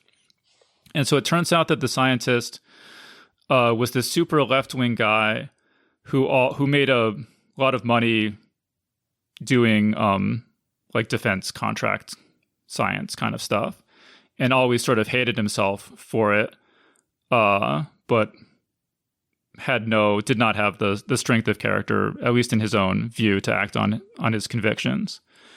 And so he went off into the jungle and engineered this new drug called Gray Knights, which gives people absolute control over what kind of person they are, like their personality. So with the aid of this drug, he was finally able to to live out his convictions, which he'd always sort of compromised throughout his life. And so at the end, he also infects the main character with this Grey Knight's drug. And so the main character now has the perfect ability to reshape who he is as a person, but he doesn't want to change, even though he's this horrible murderer person. But so at the end of the story, we find him just exerting all of his willpower to try not to change into a better person in any way. And all that stuff conceptually, I thought was totally fascinating. I felt like, like plot wise, the main character is just a little passive toward the end. He basically just gets captured and lectured to, and that's kind of what happens at the end of the story. But yeah, conceptually, I liked that stuff at the end enough that I was pretty satisfied at the end of the story.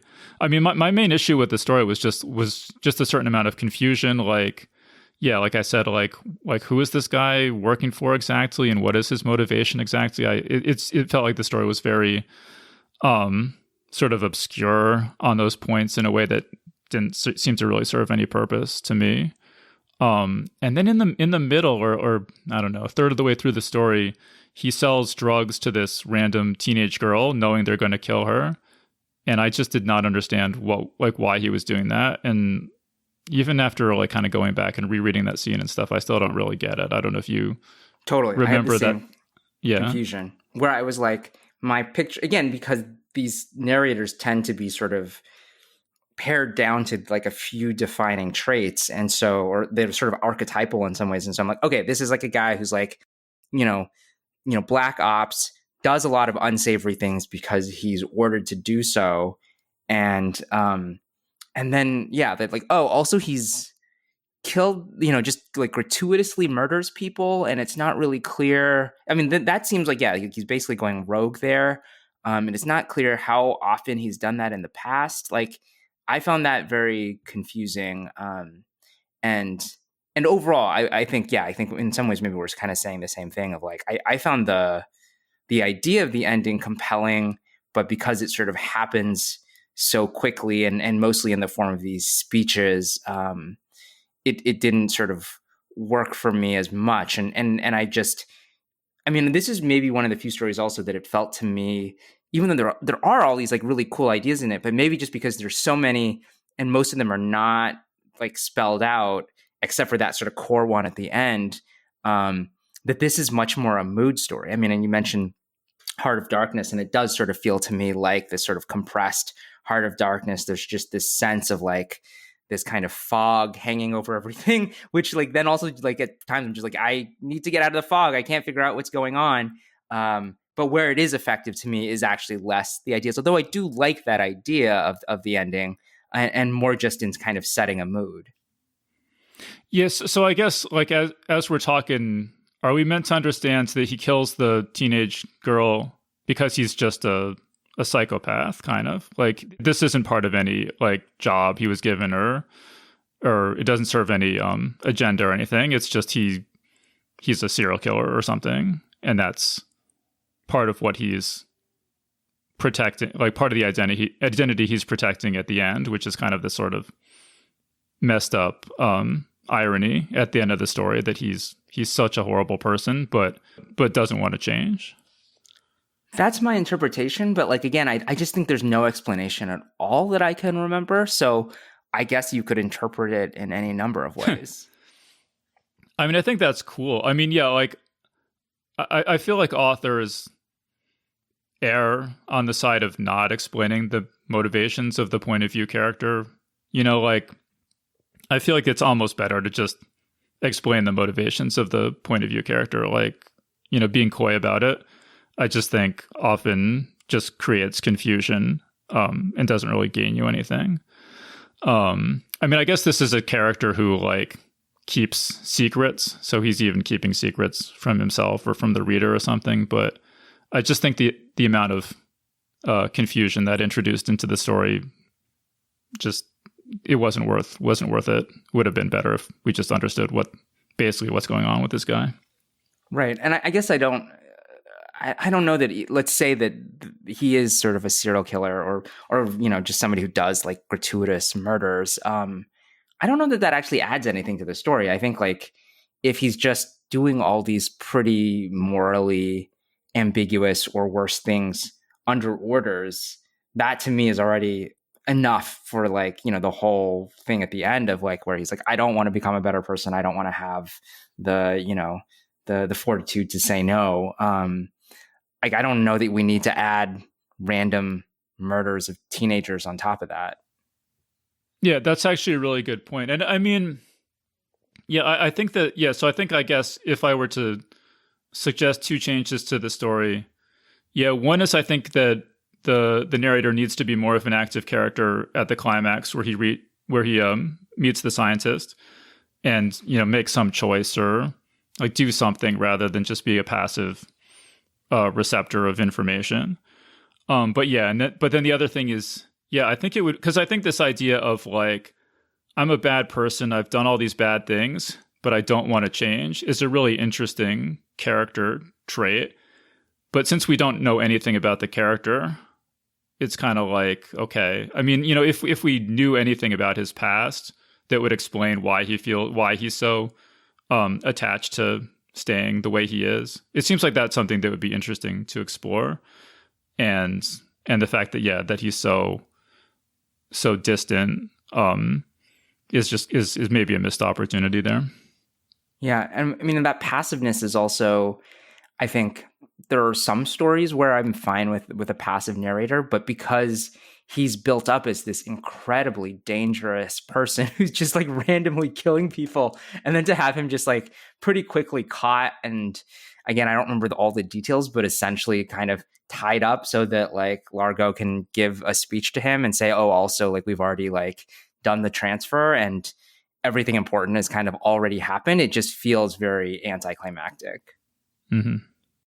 Oh, I guess I also wanted to mention some of the like techno thriller-ish details in this I thought were really cool. Like the helicopter and there's this like silent helicopter that he's in, and there's some cool stuff. I mean, sort of cool like cyberpunkish kind of stuff in a lot of these stories that are not always super relevant to the plot. So I don't know how deep we need to go into it, but I just want to mention that in passing, that if you like cool cyberpunkish technology, there's little like flourishes of that here and there that did add a lot of color, I thought, to these stories.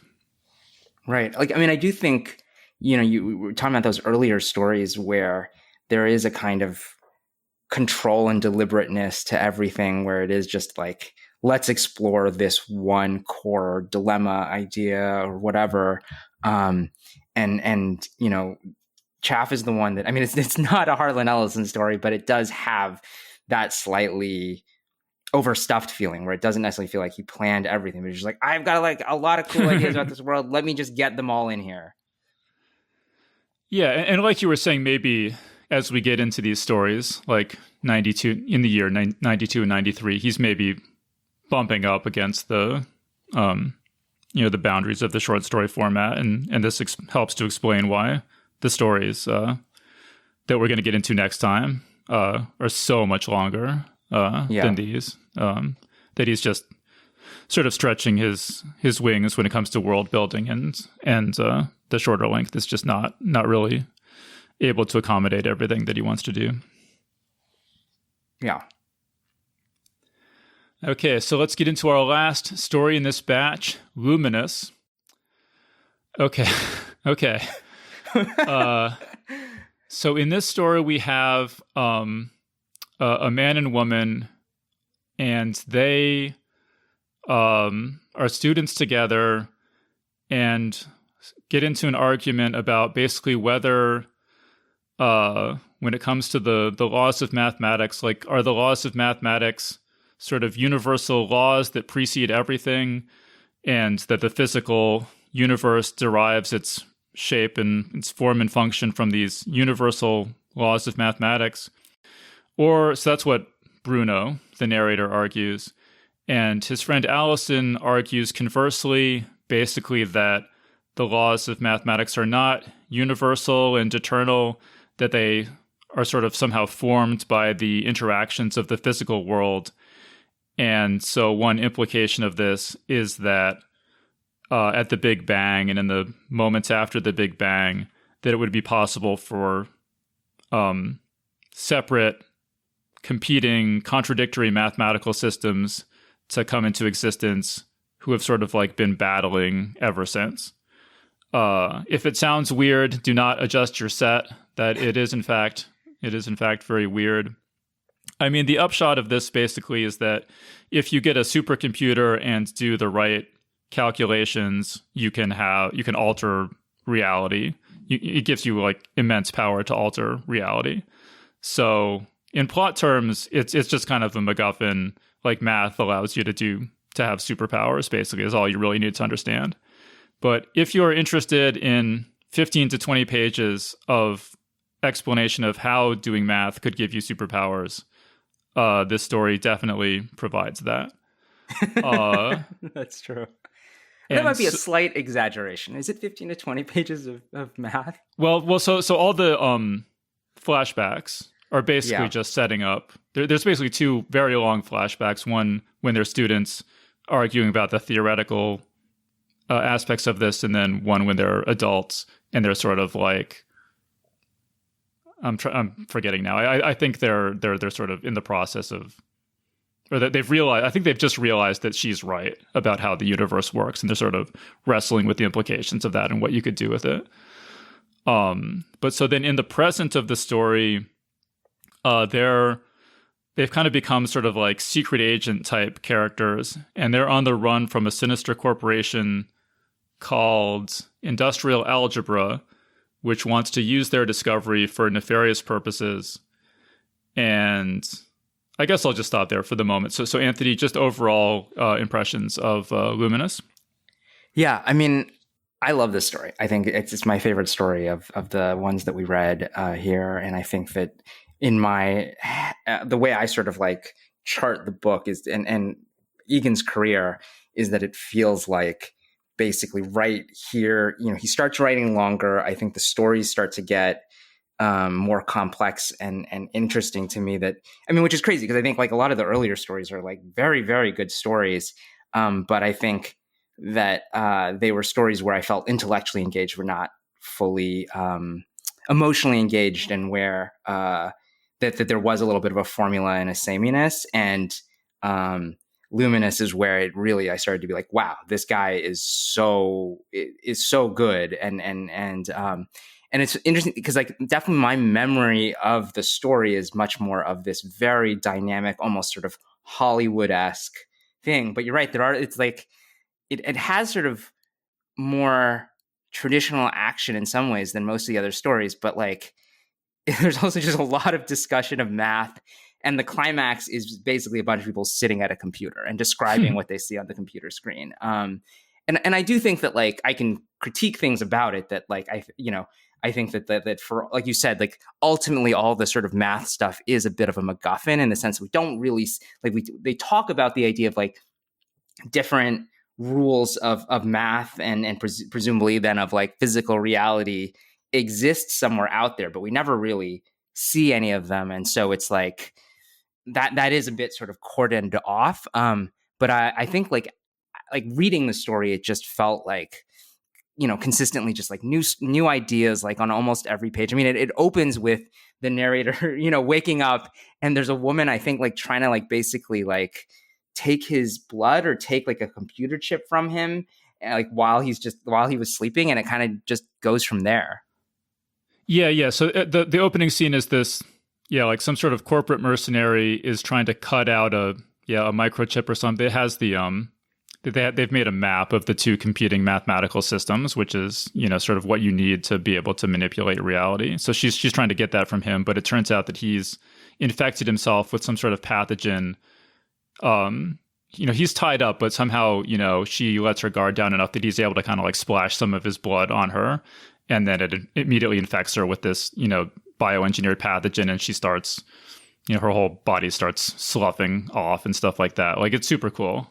I really like this story. I mean, like all the weird math stuff is very hard to get to wrap your head around. But I mean, that's kind of, I'm here for that. I mean, I'm here for the hard science fiction. I just want to warn the casual reader that you have to be, I think, like a pretty hardcore science fiction fan to get into this story. That's fair. Like, and like I said earlier, there are two I think would be sort of that like normies would stumble over, and I think it's this one and Into Darkness. I think if you're not like, if you don't have some sort of commitment to understanding science fiction stories for their own sake, you might just like not understand. Like, I can't visualize this. I don't know what this means. I'm frustrated. I think one facility that you learn reading a lot of science fiction is just like, okay, I might not understand. It throws you into this story. I'm not going to understand everything right away. I'm just going to, each little clue as to what's going on, I'm just going to kind of like put it on the ledger with confidence that at some point the pieces are all going to connect, and I'm going to be like, okay, now I'm piecing this world together. And that's part of the appeal of science fiction, especially, hard science fiction or science fiction that deals with, more like unusual or original concepts. But I think a lot of like average readers may not enjoy that, or may not have haven't developed the skills or the patience to do that. So I wouldn't recommend, if you've never read science fiction before, Luminous is not where I would start. But I thought it was really cool. But definitely there's a lot of explanation about the math, and it's pretty weird explanation, Well, I think also like what I think you develop as a science fiction reader is the ability when there's a lot of sort of technical explanation is sort of the ability to kind of like gloss it a little and be like, I don't need to understand everything here. Basically, what you're telling me is that there's another part of the universe where there's weird math. And, I don't have to understand all the steps that you took in order to get here. But if you're like reading it and you're like just stuck trying to be like, I don't understand what this person is saying. Yeah, I don't think the story is going to work for you. If you can sort of like not skim, but just like not get too hung up on all the intricacies of the discussion, but be like, oh, this is like a cool MacGuffin. I understand on a high level what they're talking about. Then I think it's like a really fun story. Yeah, and it's not like Star Trek technobabble where it's just like, oh, we're going to reverse the polarity on the whatever. Like I have no doubt whatsoever that Greg Egan could like go on and at length about, his reasoning behind this conflict between math and anti-math kind of stuff. I didn't actually again have time really to look at it, but apparently on his website he'll post these long blog posts basically about the science behind his work. if 15 to 20 pages wasn't enough. I don't know if there's anything for this story specifically, but that's something I understand that he does just in general. But yeah, so the beginning of this, so that's basically like the first 2/3 of the story or so. And then what happens at the end is that they're in China, the main characters, and the Allison, one of our two heroes, her old PhD advisor is a scientist who works at some lab that has a supercomputer that's kind of like controlled by the government, and it's this like it's like uses lasers, which is why it's called Luminous, but it's like this computer that operates faster than any other computer on Earth by a huge margin. And so they're hoping to, Allison and Bruno are hoping to get in to use this computer. And so there's something called the defect, which is basically like the anti-math portion of reality that will enable people who manipulate it to, I don't know. The two things we're told explicitly that industrial algebra will be able to do is become very rich and dematerialize physical objects. But it sounds like there's almost no limit to what you could do, the powers you would have by manipulating this sort of region of antimath. So anyway, so they call this the defect, and they're hoping to use this Luminous supercomputer to erase the defect and stymie industrial algebra from ever causing any mischief with their discovery. But then the story takes a crazy turn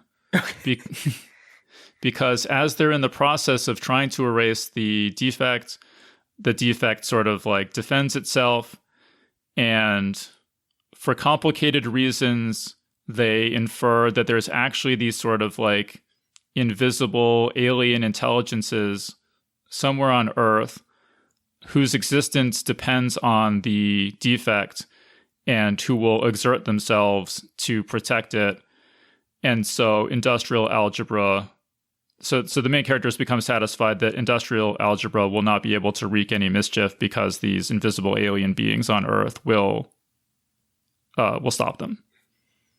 Is that all? Right. Is that all yes. accurate as you understand it? Yes. And I think that basically, as I understand how, when we talk about sort of sealing up the defect or is that essentially what the computer does is that the reason that there's sort of this porous border between the world of math and anti-math, which is not, I don't think, the phrase he uses in the story, but essentially that's a good. Yeah, he uses the phrase near side and far side. Near side and far side is like, basically there's like all these like math problems that no one has ever done. And essentially by doing the math problem, you sort of assign them to one or the other. And that's why they need access to the computer. Yeah,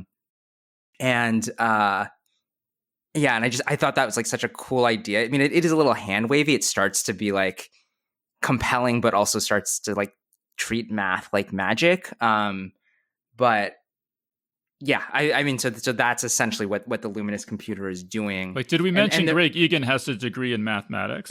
Right. So maybe it's the reason I enjoy this story is because I can read it as magic, and Greg Egan is like, no, this is exactly what the computer is doing. I can tell you, I can show you the math. But yeah, I just thought that was like very cool. It also reminded me a little bit of A Fire Upon the Deep, because there's also this sort of description of, you know, these different realms where like different laws of physics apply, and that the borders between that can shift. But you know, as abstract as the zones of thought are, this is like even more abstract and hard to understand, but also very cool. And then there is actually this sort of character conflict where, you know, maybe you did mention this, but Allison is very much not just like, let's seal the border so that industrial algebra can, cannot sort of abuse it, but she's very much like, let's just destroy the anti-math world, because like there's always going to be a risk, and and the Chinese scientist is like, no, that would be a crime, and our narrator's kind of caught in the middle. And there's not necessarily a lot of background for why Allison is the one who's advocating for this, but I found that to be like a pretty cool and interesting conflict. Yeah. I mean, I guess my one issue I had was that it turns out that nothing the characters did mattered at all, right? Like everything was all like these invisible aliens like had it covered this whole time, and the main characters could have done anything and things would have turned out just fine. Is how I read, right? You're right. Is that not, yes. Yeah. That all they did is they basically thought the universe was under threat, but they were wrong. And actually it's totally fine. Yeah. So I just wonder if there's some way to, it was making me think of the end of Arrival, you know, the movie based on the Ted Chiang story, where they sort of reconfigure it a little bit to make it so that the actions of the characters matter at the end. And I was wondering, I just felt like maybe in some way the action, you know, the characters should have done something at the climax that matters. You know, I don't know how you would do that exactly, but you know, maybe at least, you know, somehow demonstrate their like good faith toward the alien beings, or like something that, you know, that they make a choice that matters, or they do something that matters, and it's not just, you know, oh, we thought we were doing mattered, but then it turns out the aliens had it all under control this whole time. Because I found that a little bit anticlimactic at the end of the story.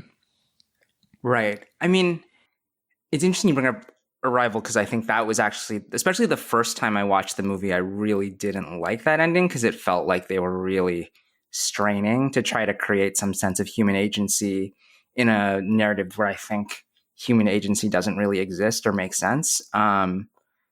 So like, yeah. Well, no, I don't want to get into a whole review of Arrival. Okay, but no, I totally agree with that. But I just thought dramatically it worked really. It's like, it kind of undercut the theme of the original story, but dramatically it worked. Like emotionally, it worked really well. And so I just thought that this needed some emotional note like that. I mean, it might be the same issue that, but go ahead. No, and I guess like I think you're right. I mean, but for me, it's not, I guess like the experience of reading the story is just that feeling of just constantly being overwhelmed by cool new ideas. And so that the introduction of the aliens, or I guess aliens is what we can call them, and the idea that they live in this other universe that we can't see but can also kind of protect it, was such a cool reveal that, knowing that essentially all our human main characters were completely unnecessary, didn't bother me as much, because it just felt like the drama came from like the revelations, not necessarily from any sense of agency. Mm-hmm. Well, it is like, again, kind of, I mean, this in particular seems like a cosmic horror story for like, for most of it, until the aliens turn out to be friendly. But it is like that same sort of idea of just like, wow, humanity is just totally insignificant in the grand scheme of things, and sort of the dramatic momentum of the story comes from the revelation of humanity's insignificance rather than humanity's significance. So I mean, yeah, that's a fair point. Yeah, I guess this might be another thing where like, just because the stories are so, these stories that we read, these 8 stories are so sort of uniformly, what's the word? Just kind of like down on human agency, or or emotional satisfaction, or I think maybe in this one I wanted, or in some, I just wanted a little bit more variety. Like some of them I wanted some human agency, and some of them I wanted some emotional satisfaction, and then that contrast would make the ones that undermine those things maybe hit harder than if it's just sort of the same note over and over again. Right. But I think what is different is, it's less that a sense that like the narrators really matter, but just that the sense that the underlying reality that they get a glimpse of at the end is actually a comforting one. That like you said, the aliens are friendly, and they will sort of they are sort of like the magical aliens that you see in some other science fiction, that like they'll sort of take care of everything for us. So tonally, it felt very different, but I understand what you're saying, that like actually, and I remember like having that response a little bit when I read it. I was like, oh, well, I guess all this sort of drama that's led up to this moment didn't really matter, because like they could have done nothing and it would have been the same outcome. The only thing that would have changed is that they got this revelation. Yeah, was that the aliens are friendly, which is a change from the general downbeat tenor of the rest of the stories, but it's the same thing. Like humanity doesn't matter. Human pretensions to specialness or anything are illusory, and that's sort of the same thread throughout all these stories. Totally, yeah. Like I think it's like a lot of the same underlying convictions are there, but tonally it feels different. Mm-hmm. Yeah, no, I agree with that. All right, so yeah, I said I wanted to try to keep this to 2 hours. Haven't quite. We're not too bad. Not too bad. I tried. But, I swear, I really tried. No, it's not your fault. No, but No, but I think we should probably start wrapping this up pretty soon, especially since we'll be coming back with 2 more Greg Egan episodes.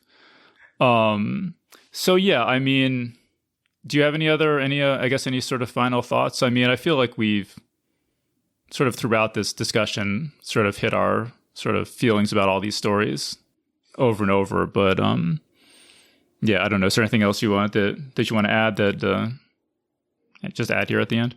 No, I mean, I guess I just have a question for you, which is, like I said, Luminous is probably my favorite of the stories we've talked about so far. What about for you? I think actually, Learning to Be Me was my favorite. I mean, it's like narratively pretty simple. I mean, but just the questions that it raises. I think if we go back, we probably spent more time talking about that. I'd have to go double check that. But yeah, I just think, like just the issues that it raises about the nature of consciousness and the way that it explores those questions really struck me. And, it was sort of a good intro to the rest of these stories, which, are all really good. But yeah, just something about that idea of like the jewel in your head that is maybe you and maybe not. Yeah. Cause yeah, I feel like, I don't know. I think, not having read any of the stories besides the one in this book, I can't say, but I would sort of speculate maybe that Greg Egan was sort of, in his 20s, sort of trying different things. And learning to be me, maybe the story where he's like, oh yeah, this is my thing. Like, this is what I want to do. Like, this is the kind of story I want to tell. And then sort of from there, he kind of elaborated that approach. But that may be the story where he found his voice initially. Maybe I can do a little bit more research and come back next time and say if that's true or not. But I would speculate that that's true. I mean, it makes sense given that that's, the very first story in the collection. And we know that he was writing for a while before. So the fact that he chose it and started kind of the collection there, that makes sense. And I think if I have any other message, it would just be that, again, I like all of these stories. I would recommend all these stories. If I read them in an issue of Asimov's or in a year's best, I would be like, this is, a standout story and here. But I could imagine somebody like reading this and feeling a little bit like, man, this is kind of depressing. This is starting to get a little monotonous. And if you feel that way, I think, that's not what the whole book is like. It does start he starts to sort of explore different formats and frankly, the stories just start to get more fun. Okay, cool. Yeah, I'm definitely looking forward to reading more. And I would recommend reading all these stories. I thought they were great. Like I said, I was a little nervous we wouldn't have enough to talk about. We ended up having enough to talk about. So I guess that those concerns, I didn't need to worry. But yeah, I mean, Greg Egan is clearly just an immensely talented writer, an immensely intelligent writer. And, like if you like hard science fiction, I can't recommend this batch of stories highly enough. I mean, with the caveat that you might want to, give it some time between stories because his themes and his worldview and approach is so sort of single-minded that I think it would benefit from, not trying to mainline too much of it all at once. Yeah, I totally agree. All right, cool. So let's wrap things up there. And so again, just keep an eye out. We will be coming back with more Greg Egan, the best of Greg Egan, after Anthony and I have both read the middle third of this book. So really looking forward to that. But for the moment, let's wrap things up there. So again, we've been talking about this book, The Best of Greg Egan, with Anthony Ha. So Anthony, thank you so much for joining us. Thanks for having me, and thanks for giving me an excuse to read these stories. And that was our interview. So big thanks again to Anthony Ha for joining us on the show. Geek's Guide to the Galaxy is made possible thanks to support from listeners like you. So if you enjoy the show and want it to continue, please support us on Patreon over at patreon.com/geeks or via PayPal over at geeksguideshow.com/crowdfunding. Alright, so that was our show. So thanks everyone for listening, and we'll see you next time.